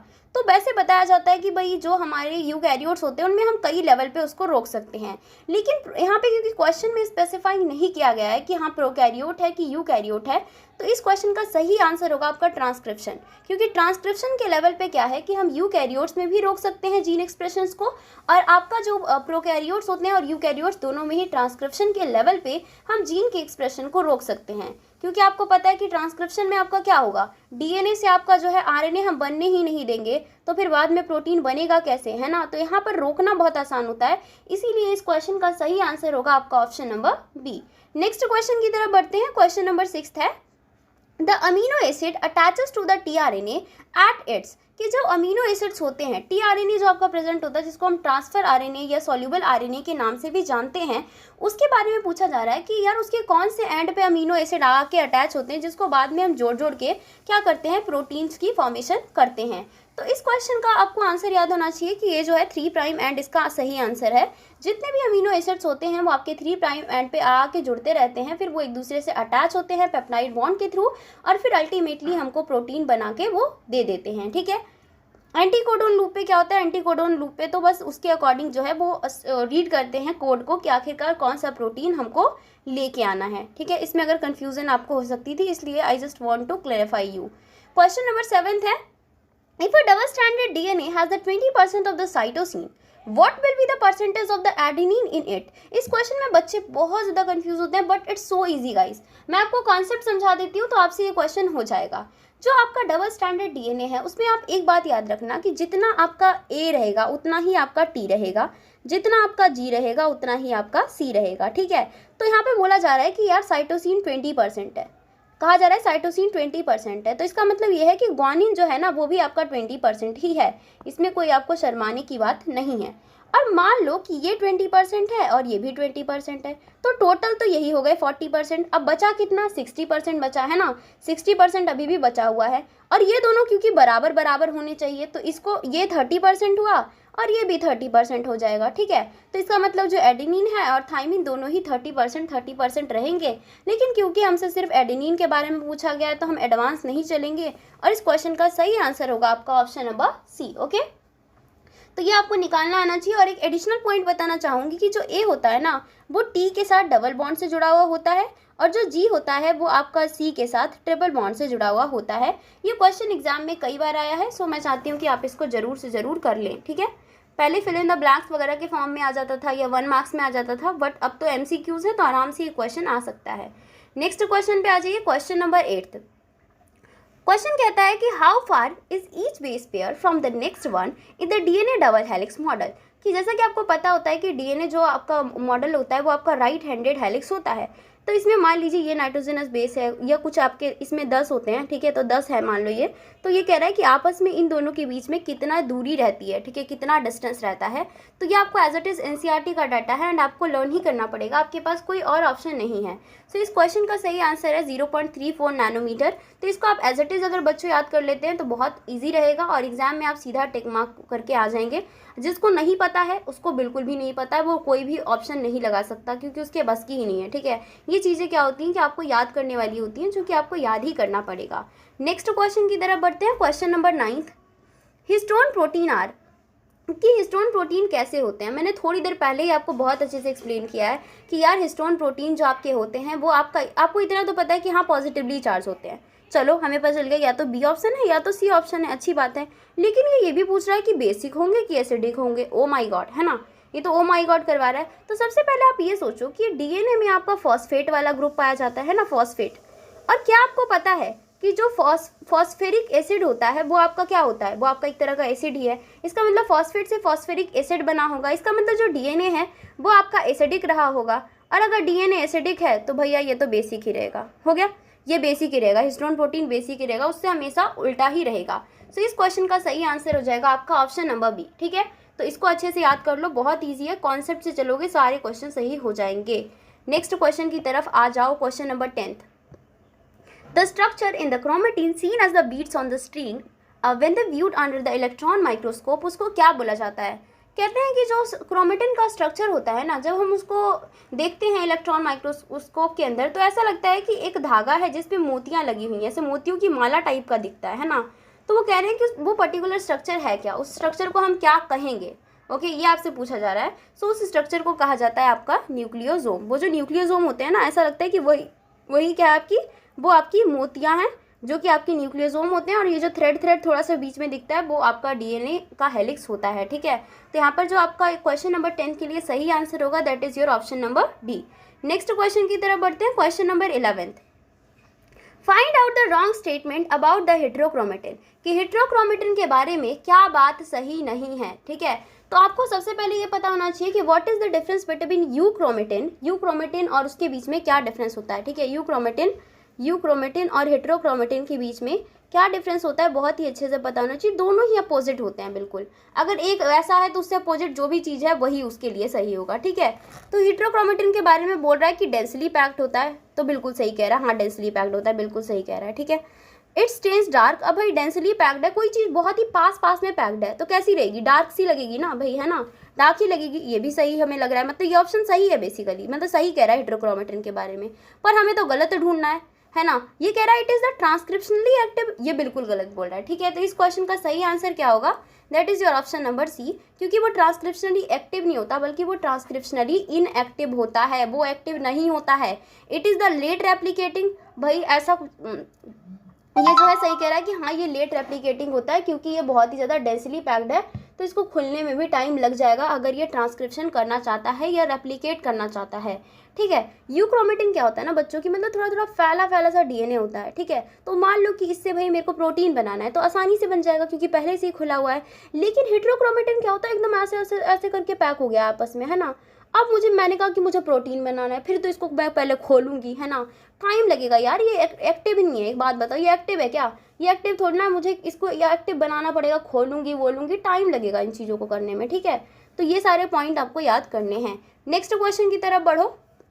The three codon which result in the termination of the polypeptide chain synthesis are। तो कहते हैं कि पॉलीपेप्टाइड चेन जब बन रहा है तो 3 स्टॉप कोडोन बेसिकली हमसे ये पूछना चाह रहा है, घुमा के पूछ रहा है, कह रहा है टर्मिनेशन कब हो जाएगा पॉलीपेप्टाइड चेन का। भाई स्टॉप कोडोन पूछ रहा है, भाड़ में जाए और सब कुछ, ठीक है। तो इस क्वेश्चन का सही आंसर होगा आपका ऑप्शन नंबर बी, क्योंकि UAA, UAG और UGA जो है वो आपके 3 ऐसे कोडोन होते हैं जिसके जो कि लास्ट में आपका आता है, जिसके बाद जो है पेप्टाइड की फॉर्मेशन बंद हो जाती है। उसके बाद वो पर्टिकुलर प्रोटीन बनना बंद हो जाता है क्योंकि वो सारा जितना बनना था वो बन चुका है। ओके, तो इतना याद कर लेना कि सारे UU से स्टार्ट हो रहे हैं तो आपको अच्छे से याद रह जाएगा। मतलब आप एलिमिनेट तो ऑफकोर्स कर पाएंगे, लेकिन रट लीजिए तो ज़्यादा सही रहेगा। UAA ऐसे याद कर सकते हैं कि उल्लू आया गया, उल्लू गया आया, उल्लू आया आया, ठीक है। कुछ भी किसी भी तरीके से कोई ट्रिक बना सकते हैं जो आपको पसंद आए। नेक्स्ट क्वेश्चन पे आ जाइए, question number 13। The mutation that involve addition, deletion और the substitution of a single base pair in a gene. कुछ कुछ पॉइंट्स को आप हाईलाइट करना सीखिए MCQs में, तो आपका सही हो जाएगा आंसर, ठीक है। आर रिफर टू एस, तो कह रहा है कि म्यूटेशन जब हो जाए या आपका एडिशन हो जाए, डिलीशन हो जाए, सब्सटीट्यूशन हो जाए, लेकिन एक single pair in a gene का हो, सबका ना हो, एक सिंगल पेयर का हो, तो उसको हम क्या कहेंगे? क्या उसको पॉइंट म्यूटेशन कहेंगे, या उसको लीथल म्यूटेशन कहेंगे, या उसको कहेंगे साइलेंट म्यूटेशन, या उसको कहेंगे रेट्रोग्रेसिव म्यूटेशन? तो बच्चों इस तरह की म्यूटेशन को कहा जाता है पॉइंट म्यूटेशन, क्योंकि यहाँ पर सिंगल बेस पेयर की बात हुई है, ठीक है। जब बहुत सारे बेस पेयर का शिफ्ट आ जाता है तो उसको हम फ्रेम शिफ्ट म्यूटेशन कहते हैं। ओके, इसके अलावा ये लीथल और ये साइलेंट और भगवान जाने रेट्रोग्रेसिव, ये सब हमारी NCERT में नहीं है। हमें फालतू की चीज़ों पे बिल्कुल भी ध्यान देने की ज़रूरत नहीं है। नेक्स्ट क्वेश्चन की तरफ बढ़ते हैं, question number 14। Sickle cell anaemia results from a single base substitution in a gene. ये किस तरह का एग्जाम्पल है? एक ही क्वेश्चन को घुमा घुमा के पूछने की आदत जो ठहरी है ना। कह रहा है सिकल सेल अनीमिया में क्या होता है कि एक सिंगल बेस पेयर का सब्सटीट्यूशन हो जाता है। बताओ बेटा कि ये किसका एग्जाम्पल है? सो आपको अभी भी पढ़ाया गया कि अगर एक सिंगल बेस पेयर की बात करेगा तो उसको पॉइंट म्यूटेशन कहते हैं। अगर आपका बहुत सारा बेस शिफ्ट हो जाएगा उसको फ्रेम शिफ्ट म्यूटेशन कहते हैं। साइलेंट की कोई बात ही नहीं करेगा, दोनों एक साथ कैसे ही प्रेजेंट हो सकता है? गलत है और सारे ऑप्शन, सिर्फ ऑप्शन नंबर ए सही है, ठीक है। नेक्स्ट क्वेश्चन पे आ जाइए, क्वेश्चन नंबर 15। क्वेश्चन कहता है कि RNA is the genetic material in, कि ऐसा कौन सा आपका मतलब यहाँ पे नीचे एग्जाम्पल है जिसमें कि RNA as a genetic material पाया जाता है, ठीक है। जिनके अंदर क्या होता है कि RNA जेनेटिक मटेरियल के रूप में पाया जाता है। सो यहाँ पर जो सही आंसर होगा वो आपका होगा तंबाकू मोज़ेक वायरस, क्योंकि आपकी NCERT में सिर्फ 2 ही एग्जाम्पल दिए गए हैं। पहला तो है तंबाकू मोज़ेक वायरस, जिसमें कि NCERT ने बताया है कि हाँ RNA as a genetic material present होता है। इसके अलावा इसमें एक और भी एग्जाम्पल है, हो सकता है कि एग्जामिनर इस बार वही ऑप्शन में रखे, क्यूबी बैक्टीरियोफेज का नाम भी याद रखेगा हर बच्चा। हो सकता है कि इस बार ऑप्शन में यही मिल जाए, है ना। इस बार के एग्जाम में भाई घुमा के थोड़ा सा दे दे, क्या ही जा रहा है, NCERT का ही डाटा है तो इसको याद कर लेना, ठीक है, कि इसमें भी पाया जाता है। कहीं एक्स्ट्रा नोटबुक वगैरह बनाइए, उसमें एडिशनल पॉइंट को नोट करते रहिए। जो मैं आपको बता रही हूँ बहुत ही बेनिफिशियल रहेगा, लास्ट टाइम पे उसको पढ़ के चले जाना बस एक बार। क्वेश्चन नंबर 16 पे आ जाओ। Which of the following phenomena was experimentally proved by Meselson and Stahl. तो भाई मेसल्सन एंड स्टाल ने कौन सा क्या चीज़ का प्रूफ दिया था, ये बताओ पहले तो सब, किस चीज़ का प्रूफ दिया था? तो भाई उसने सेमी कंजर्वेटिव DNA रेप्लिकेशन के बारे में बताया था, ठीक है। तो एक बात ध्यान रखना कि ना मतलब आपको इस चैप्टर में से साइंटिस्ट के नाम पूछे बहुत जाते हैं ना, किसने सेंट्रल डोगमा दिया, तो भाई फ्रांसिस क्रिक ने दिया था, ठीक है। तो मतलब इस तरह के क्वेश्चन आपसे पूछे जा सकते हैं। किसने न्यूक्लियन की खोज की थी, तो फ्रेडरिक मिशर्स ने की थी। उसके बाद पूछ सकते हैं कि हाँ जो आपका ग्रिफिन का एक्सपेरिमेंट कौन सा है, मैकलियोड MC कार्टी ने कौन सा बायोकेमिकल नेचर वाला जो एक्सपेरिमेंट दिया था, कि DNA ही जेनेटिक मटेरियल होता है, इसका एक्सपेरिमेंटल अनइक्विवोकल वेरिफिकेशन किसने दिया था, तो हर्सी एंड चेज ने दिया था। तो इस चैप्टर में ना मतलब सारे के सारे ना एक काम करो, साइंटिस्ट याद कर लो प्यार से, ठीक है। लेक ऑपरॉन वाला जैकब एंड मोनोड, उसे भी याद कर लो क्योंकि बहुत ही इंपॉर्टेंट क्वेश्चन है। एलेक जेफरी वगैरह के बारे में सारे के सारे साइंटिस्ट एक बार पढ़ लो, बहुत ही फायदे में रहोगे क्योंकि एक क्वेश्चन आने का यहाँ से पॉसिबिलिटी बनता है, ठीक है। बिल्कुल भी रिस्क नहीं ले सकते, सारे साइंटिस्ट याद करके जाएगा हर बच्चा। अब बढ़ो नेक्स्ट क्वेश्चन की तरफ। और एक काम किया करो, जब मैं मतलब क्वेश्चन मतलब जैसे देखते हो तो सबसे पहले अपने मन में सोचो कि हाँ इसका ये आंसर हो सकता है, फिर कितने आपके मार्क्स बन रहे हैं उसको कमेंट बॉक्स में लिख दिया करो तो अच्छा रहेगा बहुत ज़्यादा, ठीक है। अब इस क्वेश्चन पे आ जाओ, क्वेश्चन नंबर 17 पे। First experimental proof for the semi conservative DNA replication was shown in. देखो क्वेश्चन क्या पूछ रहा है कि सेमी कंजर्वेटिव डीएनए रेप्लिकेशन जो है वो मेसल्सन एंड स्टाल ने दिया था, वो बात तो सही है, लेकिन उसने किस पर, कौन से ऑर्गेनिज्म पे वो अपना एक्सपेरिमेंटल वेरिफिकेशन दिया था। तो आपको पता होना चाहिए कि उसने E coli bacteria means Escherichia coli bacteria पर अपना एक्सपेरिमेंटल वेरिफिकेशन दिया था कि हाँ किस तरीके से जो है उसने I think radio active isotopes नहीं बल्कि नाइट्रोजन के दो भारी आइसोटोप्स यूज़ किए थे, वो नाइट्रोजन 15 एंड 14 वाला, उसके थ्रू जो है उसने एक्सपेरिमेंटल वेरिफिकेशन दिया था, कोई भी रेडियो एक्टिव थिंग को उसने यूज़ नहीं किया था, ठीक है। नेक्स्ट क्वेश्चन पे आ जाओ, question number 18। DNA replication takes place at dash phase of the cell cycle. तो ये तो क्लास 11th का ही घुमा के पूछ रहा है, लेकिन आपको पता होना चाहिए आपके 12th में भी इस तरह के क्वेश्चन आ सकते हैं, ठीक है, क्योंकि चैप्टर से रिलेटेड ही है सच। तो डीएनए रेप्लिकेशन आपके कौन से फेज में होता है, आपको पता होना चाहिए एस फेज में होता है, ठीक है, सिंथेसिस वाले फेज में होता है। नेक्स्ट आ जाओ, नेक्स्ट क्वेश्चन है क्वेश्चन नंबर 19। क्वेश्चन नंबर 19 में the process of copying the genetic information from the one strand of the DNA to the RNA is term as. तो कह रहा है कि जब डीएनए से आरएनए बनेगा तो उस प्रोसेस को क्या कहते हैं, थोड़ी देर पहले ही बताया है, उसको ट्रांसक्रिप्शन कहते हैं। आरएनए से प्रोटीन बनेगा उसको क्या कहते हैं, उसको बोलते हैं ट्रांसलेशन, क्योंकि हमें ट्रांसलेटर की ज़रूरत होती है वहाँ पे, जब हम कहीं घूमने जाते हैं तो क्या ज़रूरत चाहिए होता है, कहते हैं ट्रांसलेटर करो, इंग्लिश को हिंदी लैंग्वेज में बदल दो, अगर कहीं हम फॉरेन कंट्री चले गए तो उसको ट्रांसलेशन कहा जाता है। और डीएनए से डीएनए बनेगा तो उसको कहते हैं कि वो रेप्लिकेशन कर दो, एक रेप्लिका तैयार कर दो, कॉपी तैयार कर दो किसी चीज़ की, ठीक है। तीनों पॉइंट्स याद करोगे अच्छे से। रिवर्स ट्रांसक्रिप्शन भी बता देती हूँ कि जब आपका आरएनए से डीएनए बनने लगे तो उसको रिवर्स ट्रांसक्रिप्शन कहते हैं। चारों पॉइंट्स अगर याद कर लोगे ना बहुत ही ठीक रहेगा, सच बता रही हूँ। नेक्स्ट क्वेश्चन आ जाओ, इतने ही पॉसिबल क्वेश्चंस बनते हैं और कुछ क्वेश्चंस नहीं आएंगे। यहाँ पे आओ, पॉलीसिस्टोनिक messenger RNA mRNA usually occurs in. MRNA कहाँ पर किसके अंदर होता है यूजुअली, वो भी पॉलीसिस्टोनिक होने चाहिए, ठीक है। पॉलीसिस्टोनिक मतलब एक साथ ही कई सारे जीन्स के एक्सप्रेशंस पड़े हुए हैं, कई सारे प्रोटीन बनने वाले हैं एक सिंगल एमआरएनए के थ्रू। वो किस में पाया जाता है आपको पता होना चाहिए, प्रोकैरियोट्स में पाया जाता है। बट कई बच्चे क्या करेंगे, आंख बंद करके ऐसे प्रोकैरियोट लगा देंगे, गलत हो जाएगा। एक बात बताओ, बैक्टीरिया क्या है, बैक्टीरिया क्या है, यूकैरियोट है क्या, वो भी तो प्रोकैरियोट है। क्वेश्चन ने घुमा दिया ना, फोर्थ वाले ऑप्शन पे किसी बच्चे का नजर ही नहीं जाएगा, जबकि इस क्वेश्चन का सही आंसर होगा आपका option number 4 both A and B, क्योंकि भाई ये प्रोकैरियोट तो ठीक है लेकिन बैक्टीरिया भी तो प्रोकैरियोट है। ध्यान क्यों नहीं दे रहे हो, एक बात बताओ। भलो अगर मान लो कि यहाँ पे डी ऑप्शन होता ही नहीं, डी ऑप्शन कोई और हमें देता, ह्यूमन दे देता, ये कुछ भी जो उसका मन था, तो यहाँ पर फिर सही ऑप्शन आपका ऑप्शन नंबर बी ही होता। लेकिन क्योंकि हमें ऑप्शन में दिया गया बोथ ए एंड बी का, तो ये आपका सही आंसर है, क्योंकि हमें सबसे बढ़िया वाला करेक्ट आंसर, सबसे ज़्यादा अच्छा आंसर ढूंढना होता है, ठीक है। नेक्स्ट क्वेश्चन पे आओ, question number 21। In the transcription in the eukaryotes heterogeneous nuclear RNA is transcribed by. तो आपको पता है कि यूकैरियोट्स में क्या होता है कि अलग अलग तरह के आरएनए को बनाने के लिए हमें अलग अलग तरह के जो हैं आपको पॉलीमरेज के अलग अलग तरह के एंजाइम्स हमें चाहिए होते हैं। तो भाई कह रहा है कि किससे कौन सा बनेगा ये बताओ। ये कह रहा है कि अगर मुझे एमआरएनए बनाना है तो वो किससे बनेगा, वो कौन से वाले पॉलीमरेज से बनेगा। तो ये आपको पता होना चाहिए कि जो आपका आरएनए पॉलीमरेज फर्स्ट होता है, ठीक है, जो आपका आरएनए पॉलीमरेज जो फर्स्ट वाला होता है वो आपका क्या करता है ना कि वो आपका आरआरएनए की फॉर्मेशन करता है, ठीक है, वो आपका आरआरएनए बनाता है। उसमें भी अलग अलग तरह के होते हैं, 28S 18S और आपके 58S। ये वैसे आपको याद करने की ज़रूरत नहीं, बस इतना याद कर लो कि आरएनए पॉलीमरेज आरआरएनए को बनाता है फर्स्ट वाला। जो आपका आरएनए पॉलीमरेज सेकेंड है, ठीक है, जो आपका आरएनए पॉलीमरेज सेकेंड है वो आपका एमआरएनए को बनाता है। एमआरएनए और एचएनआरएनए कुछ अलग बात नहीं है, लगभग एक ही बात होती है, ठीक है, ये बात ध्यान रखो। तो इसलिए इस क्वेश्चन का सही आंसर हो जाएगा आपका RNA polymerase second, that is your option number B, ठीक है।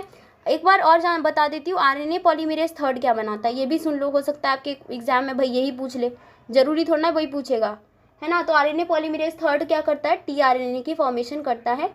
टीआरएनए में भी दो स्पेशल एग्जाम्पल दिए गए हैं, 5SRRNA, दोनों ही एग्जाम्पल याद कर लेना, 5SRRNA भी बनाता है और SNRNA भी बनाता है, ठीक है, दोनों के दोनों एग्जाम्पल ये वाले भी याद कर लेना, हो सकता है घुमा के ऑप्शन में दिया गया हो।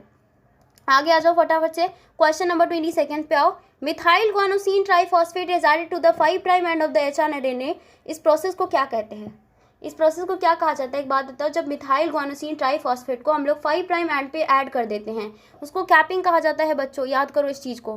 टेलिंग में क्या होता है, टेलिंग में हम क्या करते हैं, एडिनाइलेट के रेसिड्यूज़ को, ठीक है, क्या करते हैं, एडिनाइलेट के रेसिड्यूज़ को, जो कि आपके 200 से 300 होते हैं, ठीक है, 200 से 300 होते हैं, उसको ऐड कर देते हैं, वो भी 3 प्राइम एंड पे, ठीक है, ना कि 5 प्राइम पे। स्प्लाइसिंग किसे कहते हैं, स्प्लाइसिंग का भी बता देती हूँ किसे कहते हैं, ना पता हो किसी बच्चे को, मासूम बच्चे को। सो स्प्लाइसिंग बता रही हूँ कि आपका स्प्लाइसिंग का क्या मतलब होता है। सो स्प्लाइसिंग का आपका मतलब होता है कि इंट्रॉन को हम लोग रिमूव करते हैं, ठीक है, क्या करते हैं, इंट्रॉन को हम लोग रिमूव करते हैं। कई बच्चों को लगता है कि यार इंट्रॉन को रखो क्योंकि इन कह रहा है, लेकिन नहीं बच्चों, थोड़ा उल्टा मान लो, ये जो भी मानना मान लो, ठीक है। इंट्रॉन जो होते हैं उसको रिमूव करते हैं और एक्सॉन को हम क्या करते हैं, साथ में ज्वाइंट कर देते हैं। एक्सॉन का मतलब क्या होता है, एक्सप्रेसिंग वाला। इंट्रॉन का मतलब होता है इंटरप्टेड, मतलब जो बीच में पंगा कर रहा है। तो जो इंसान पंगा कर रहा है उसको भगा दो हमारी ज़िंदगी से, है ना। और ये क्या है, ये आपके एक्सप्रेशन में आते हैं, तो इसीलिए इसको क्या कहा जाता है, एक्सॉन कहा जाता है। बेसिकली मीनिंग ये है, अदरवाइज आपको जैसे भी याद हो पाता है कर लीजिए, नो इश्यूज़।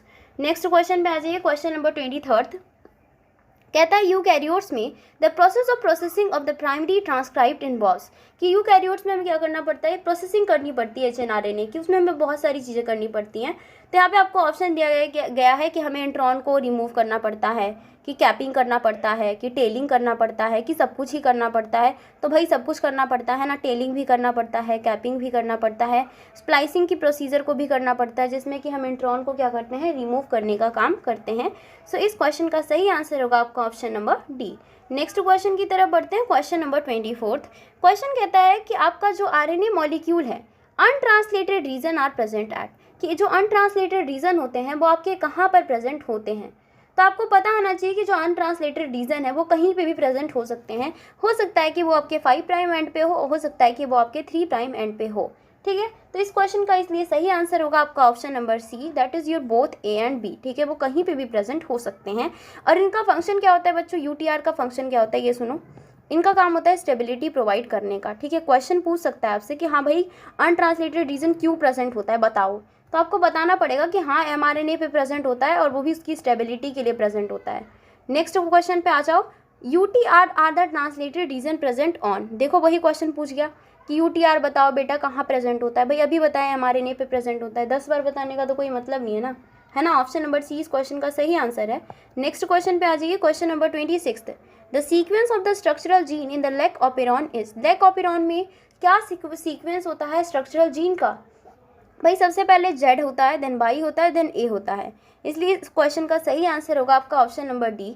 आप चाहो तो इसको पीपो जया के ट्रिक से याद कर सकते हो, पीपो जया, ठीक है, पीपो जया। तो आपको याद हो जाएगा कि हाँ पहले जेड है, देन वाई है, देन ए है, और बल्कि आगे की चीज़ें भी आपको साथ में याद हो जाएंगी। आपसे पूछ सकता है कि हाँ जेड वाले जीन क्या करता है, तो वो बीटा गैलेक्टोसाइडेज को बनाने का काम करता है, ठीक है। और ये आपको क्या करता है, ये परमिएज बनाता है, और ये ए वाला क्या करता है, ट्रांस एसिटाइलेज की फॉर्मेशन करता है। तीनों के तीनों का फंक्शन याद करके रखोगे बिना किसी बदतमीजी के, क्योंकि पूछ सकता है। और लेक ऑपेरॉन से रिलेटेड एक काम करना, साइंटिस्ट का नाम याद कर लेना, ठीक है, कौन सा क्या करता है वो देख लेना, और इसके अलावा आगे क्वेश्चन आ रहे हैं वो देख लो, उसमें दिक्कत की बात नहीं है। नेक्स्ट क्वेश्चन है, which of the following can't act as a inducer, कौन इंड्यूसर की तरह काम नहीं कर सकता है, यहाँ पे ये पूछा जा रहा है। कई बच्चे को लगेगा कि अच्छा कौन इंड्यूसर की तरह कर सकता है, फटाफट से लगाएंगे लैक्टोज भाड़ में गया और सब कुछ, है ना। आंख बंद करके ऐसे मत करो, क्वेश्चन ध्यान से पढ़ो। कह रहे can't act as a inducer, जो नहीं कर सकता, तो जो नहीं कर सकता ग्लूकोज नहीं कर सकता, लैक्टोज तो कर सकता है, गैलेक्टोज नहीं कर सकता। इसलिए इस क्वेश्चन का सही आंसर होगा आपका option number D, that is both A and C हमारा क्या है, नहीं एक्ट कर सकता है इंड्यूसर की तरह। कौन इंड्यूसर की तरह कर सकता है, लैक्टोज कर सकता है एनसीईआरटी के अकॉर्डिंग, और साथ में एलो लैक्टोज भी कर सकता है। ऑप्शन में दिया रहेगा, कंफ्यूज हो जाओगे सारे बच्चे, याद करो दोनों पॉइंट्स को बहुत ही ठीक से। नेक्स्ट क्वेश्चन पे आओ, क्वेश्चन नंबर 28 है, और इसी के साथ हमारा ये लास्ट क्वेश्चन है, और टर्म फर्स्ट इसी के साथ हमारा कंप्लीट हो जाएगा बच्चों। बहुत ही ज़्यादा कॉन्ग्रेचुलेशंस सभी को, ठीक है। क्वेश्चन है, human genome consist of approximately, कि ह्यूमन जीनोम में कितने बेस पेयर्स बेसिकली प्रेजेंट होते हैं, क्वेश्चन ये आपसे पूछ रहा है। सो इस क्वेश्चन का सही आंसर होगा 3 × 10⁹ बेस पेयर। कुछ नहीं कर सकते, रटना ही होगा सभी बच्चों को, ठीक है। इसके अलावा चाहो तो एक काम करना, ई कोलाई बैक्टीरिया के अंदर कितने बेस पेयर्स है वो याद कर लेना, काफ़ी भले में रहोगे। और तो किसी का याद मत ही करना, ठीक है, क्योंकि इसी का ही पूछा जा सकता है। मोस्टली चांसेस है ह्यूमन का पूछेगा, तो ह्यूमन वाला तो क्वेश्चन मैंने आपको सॉल्व करवा दिया, दिक्कत की बात है ही नहीं। सो फ्रेंड्स, ये थी मेरी आज की वीडियो। उम्मीद है कि वीडियो अच्छी लगी होगी। अगर प्लीज़ यार वीडियो अच्छी लगी है, बहुत ही मेहनत से बनाते हैं वीडियो को लाइक कर दो और चैनल को सब्सक्राइब कर दो प्लीज़ करके, ताकि आगे आने वाली जितनी भी वीडियो मैं बनाऊँ उसका नोटिफिकेशन आपको मिलता रहे। And thank you guys, thanks for watching my video.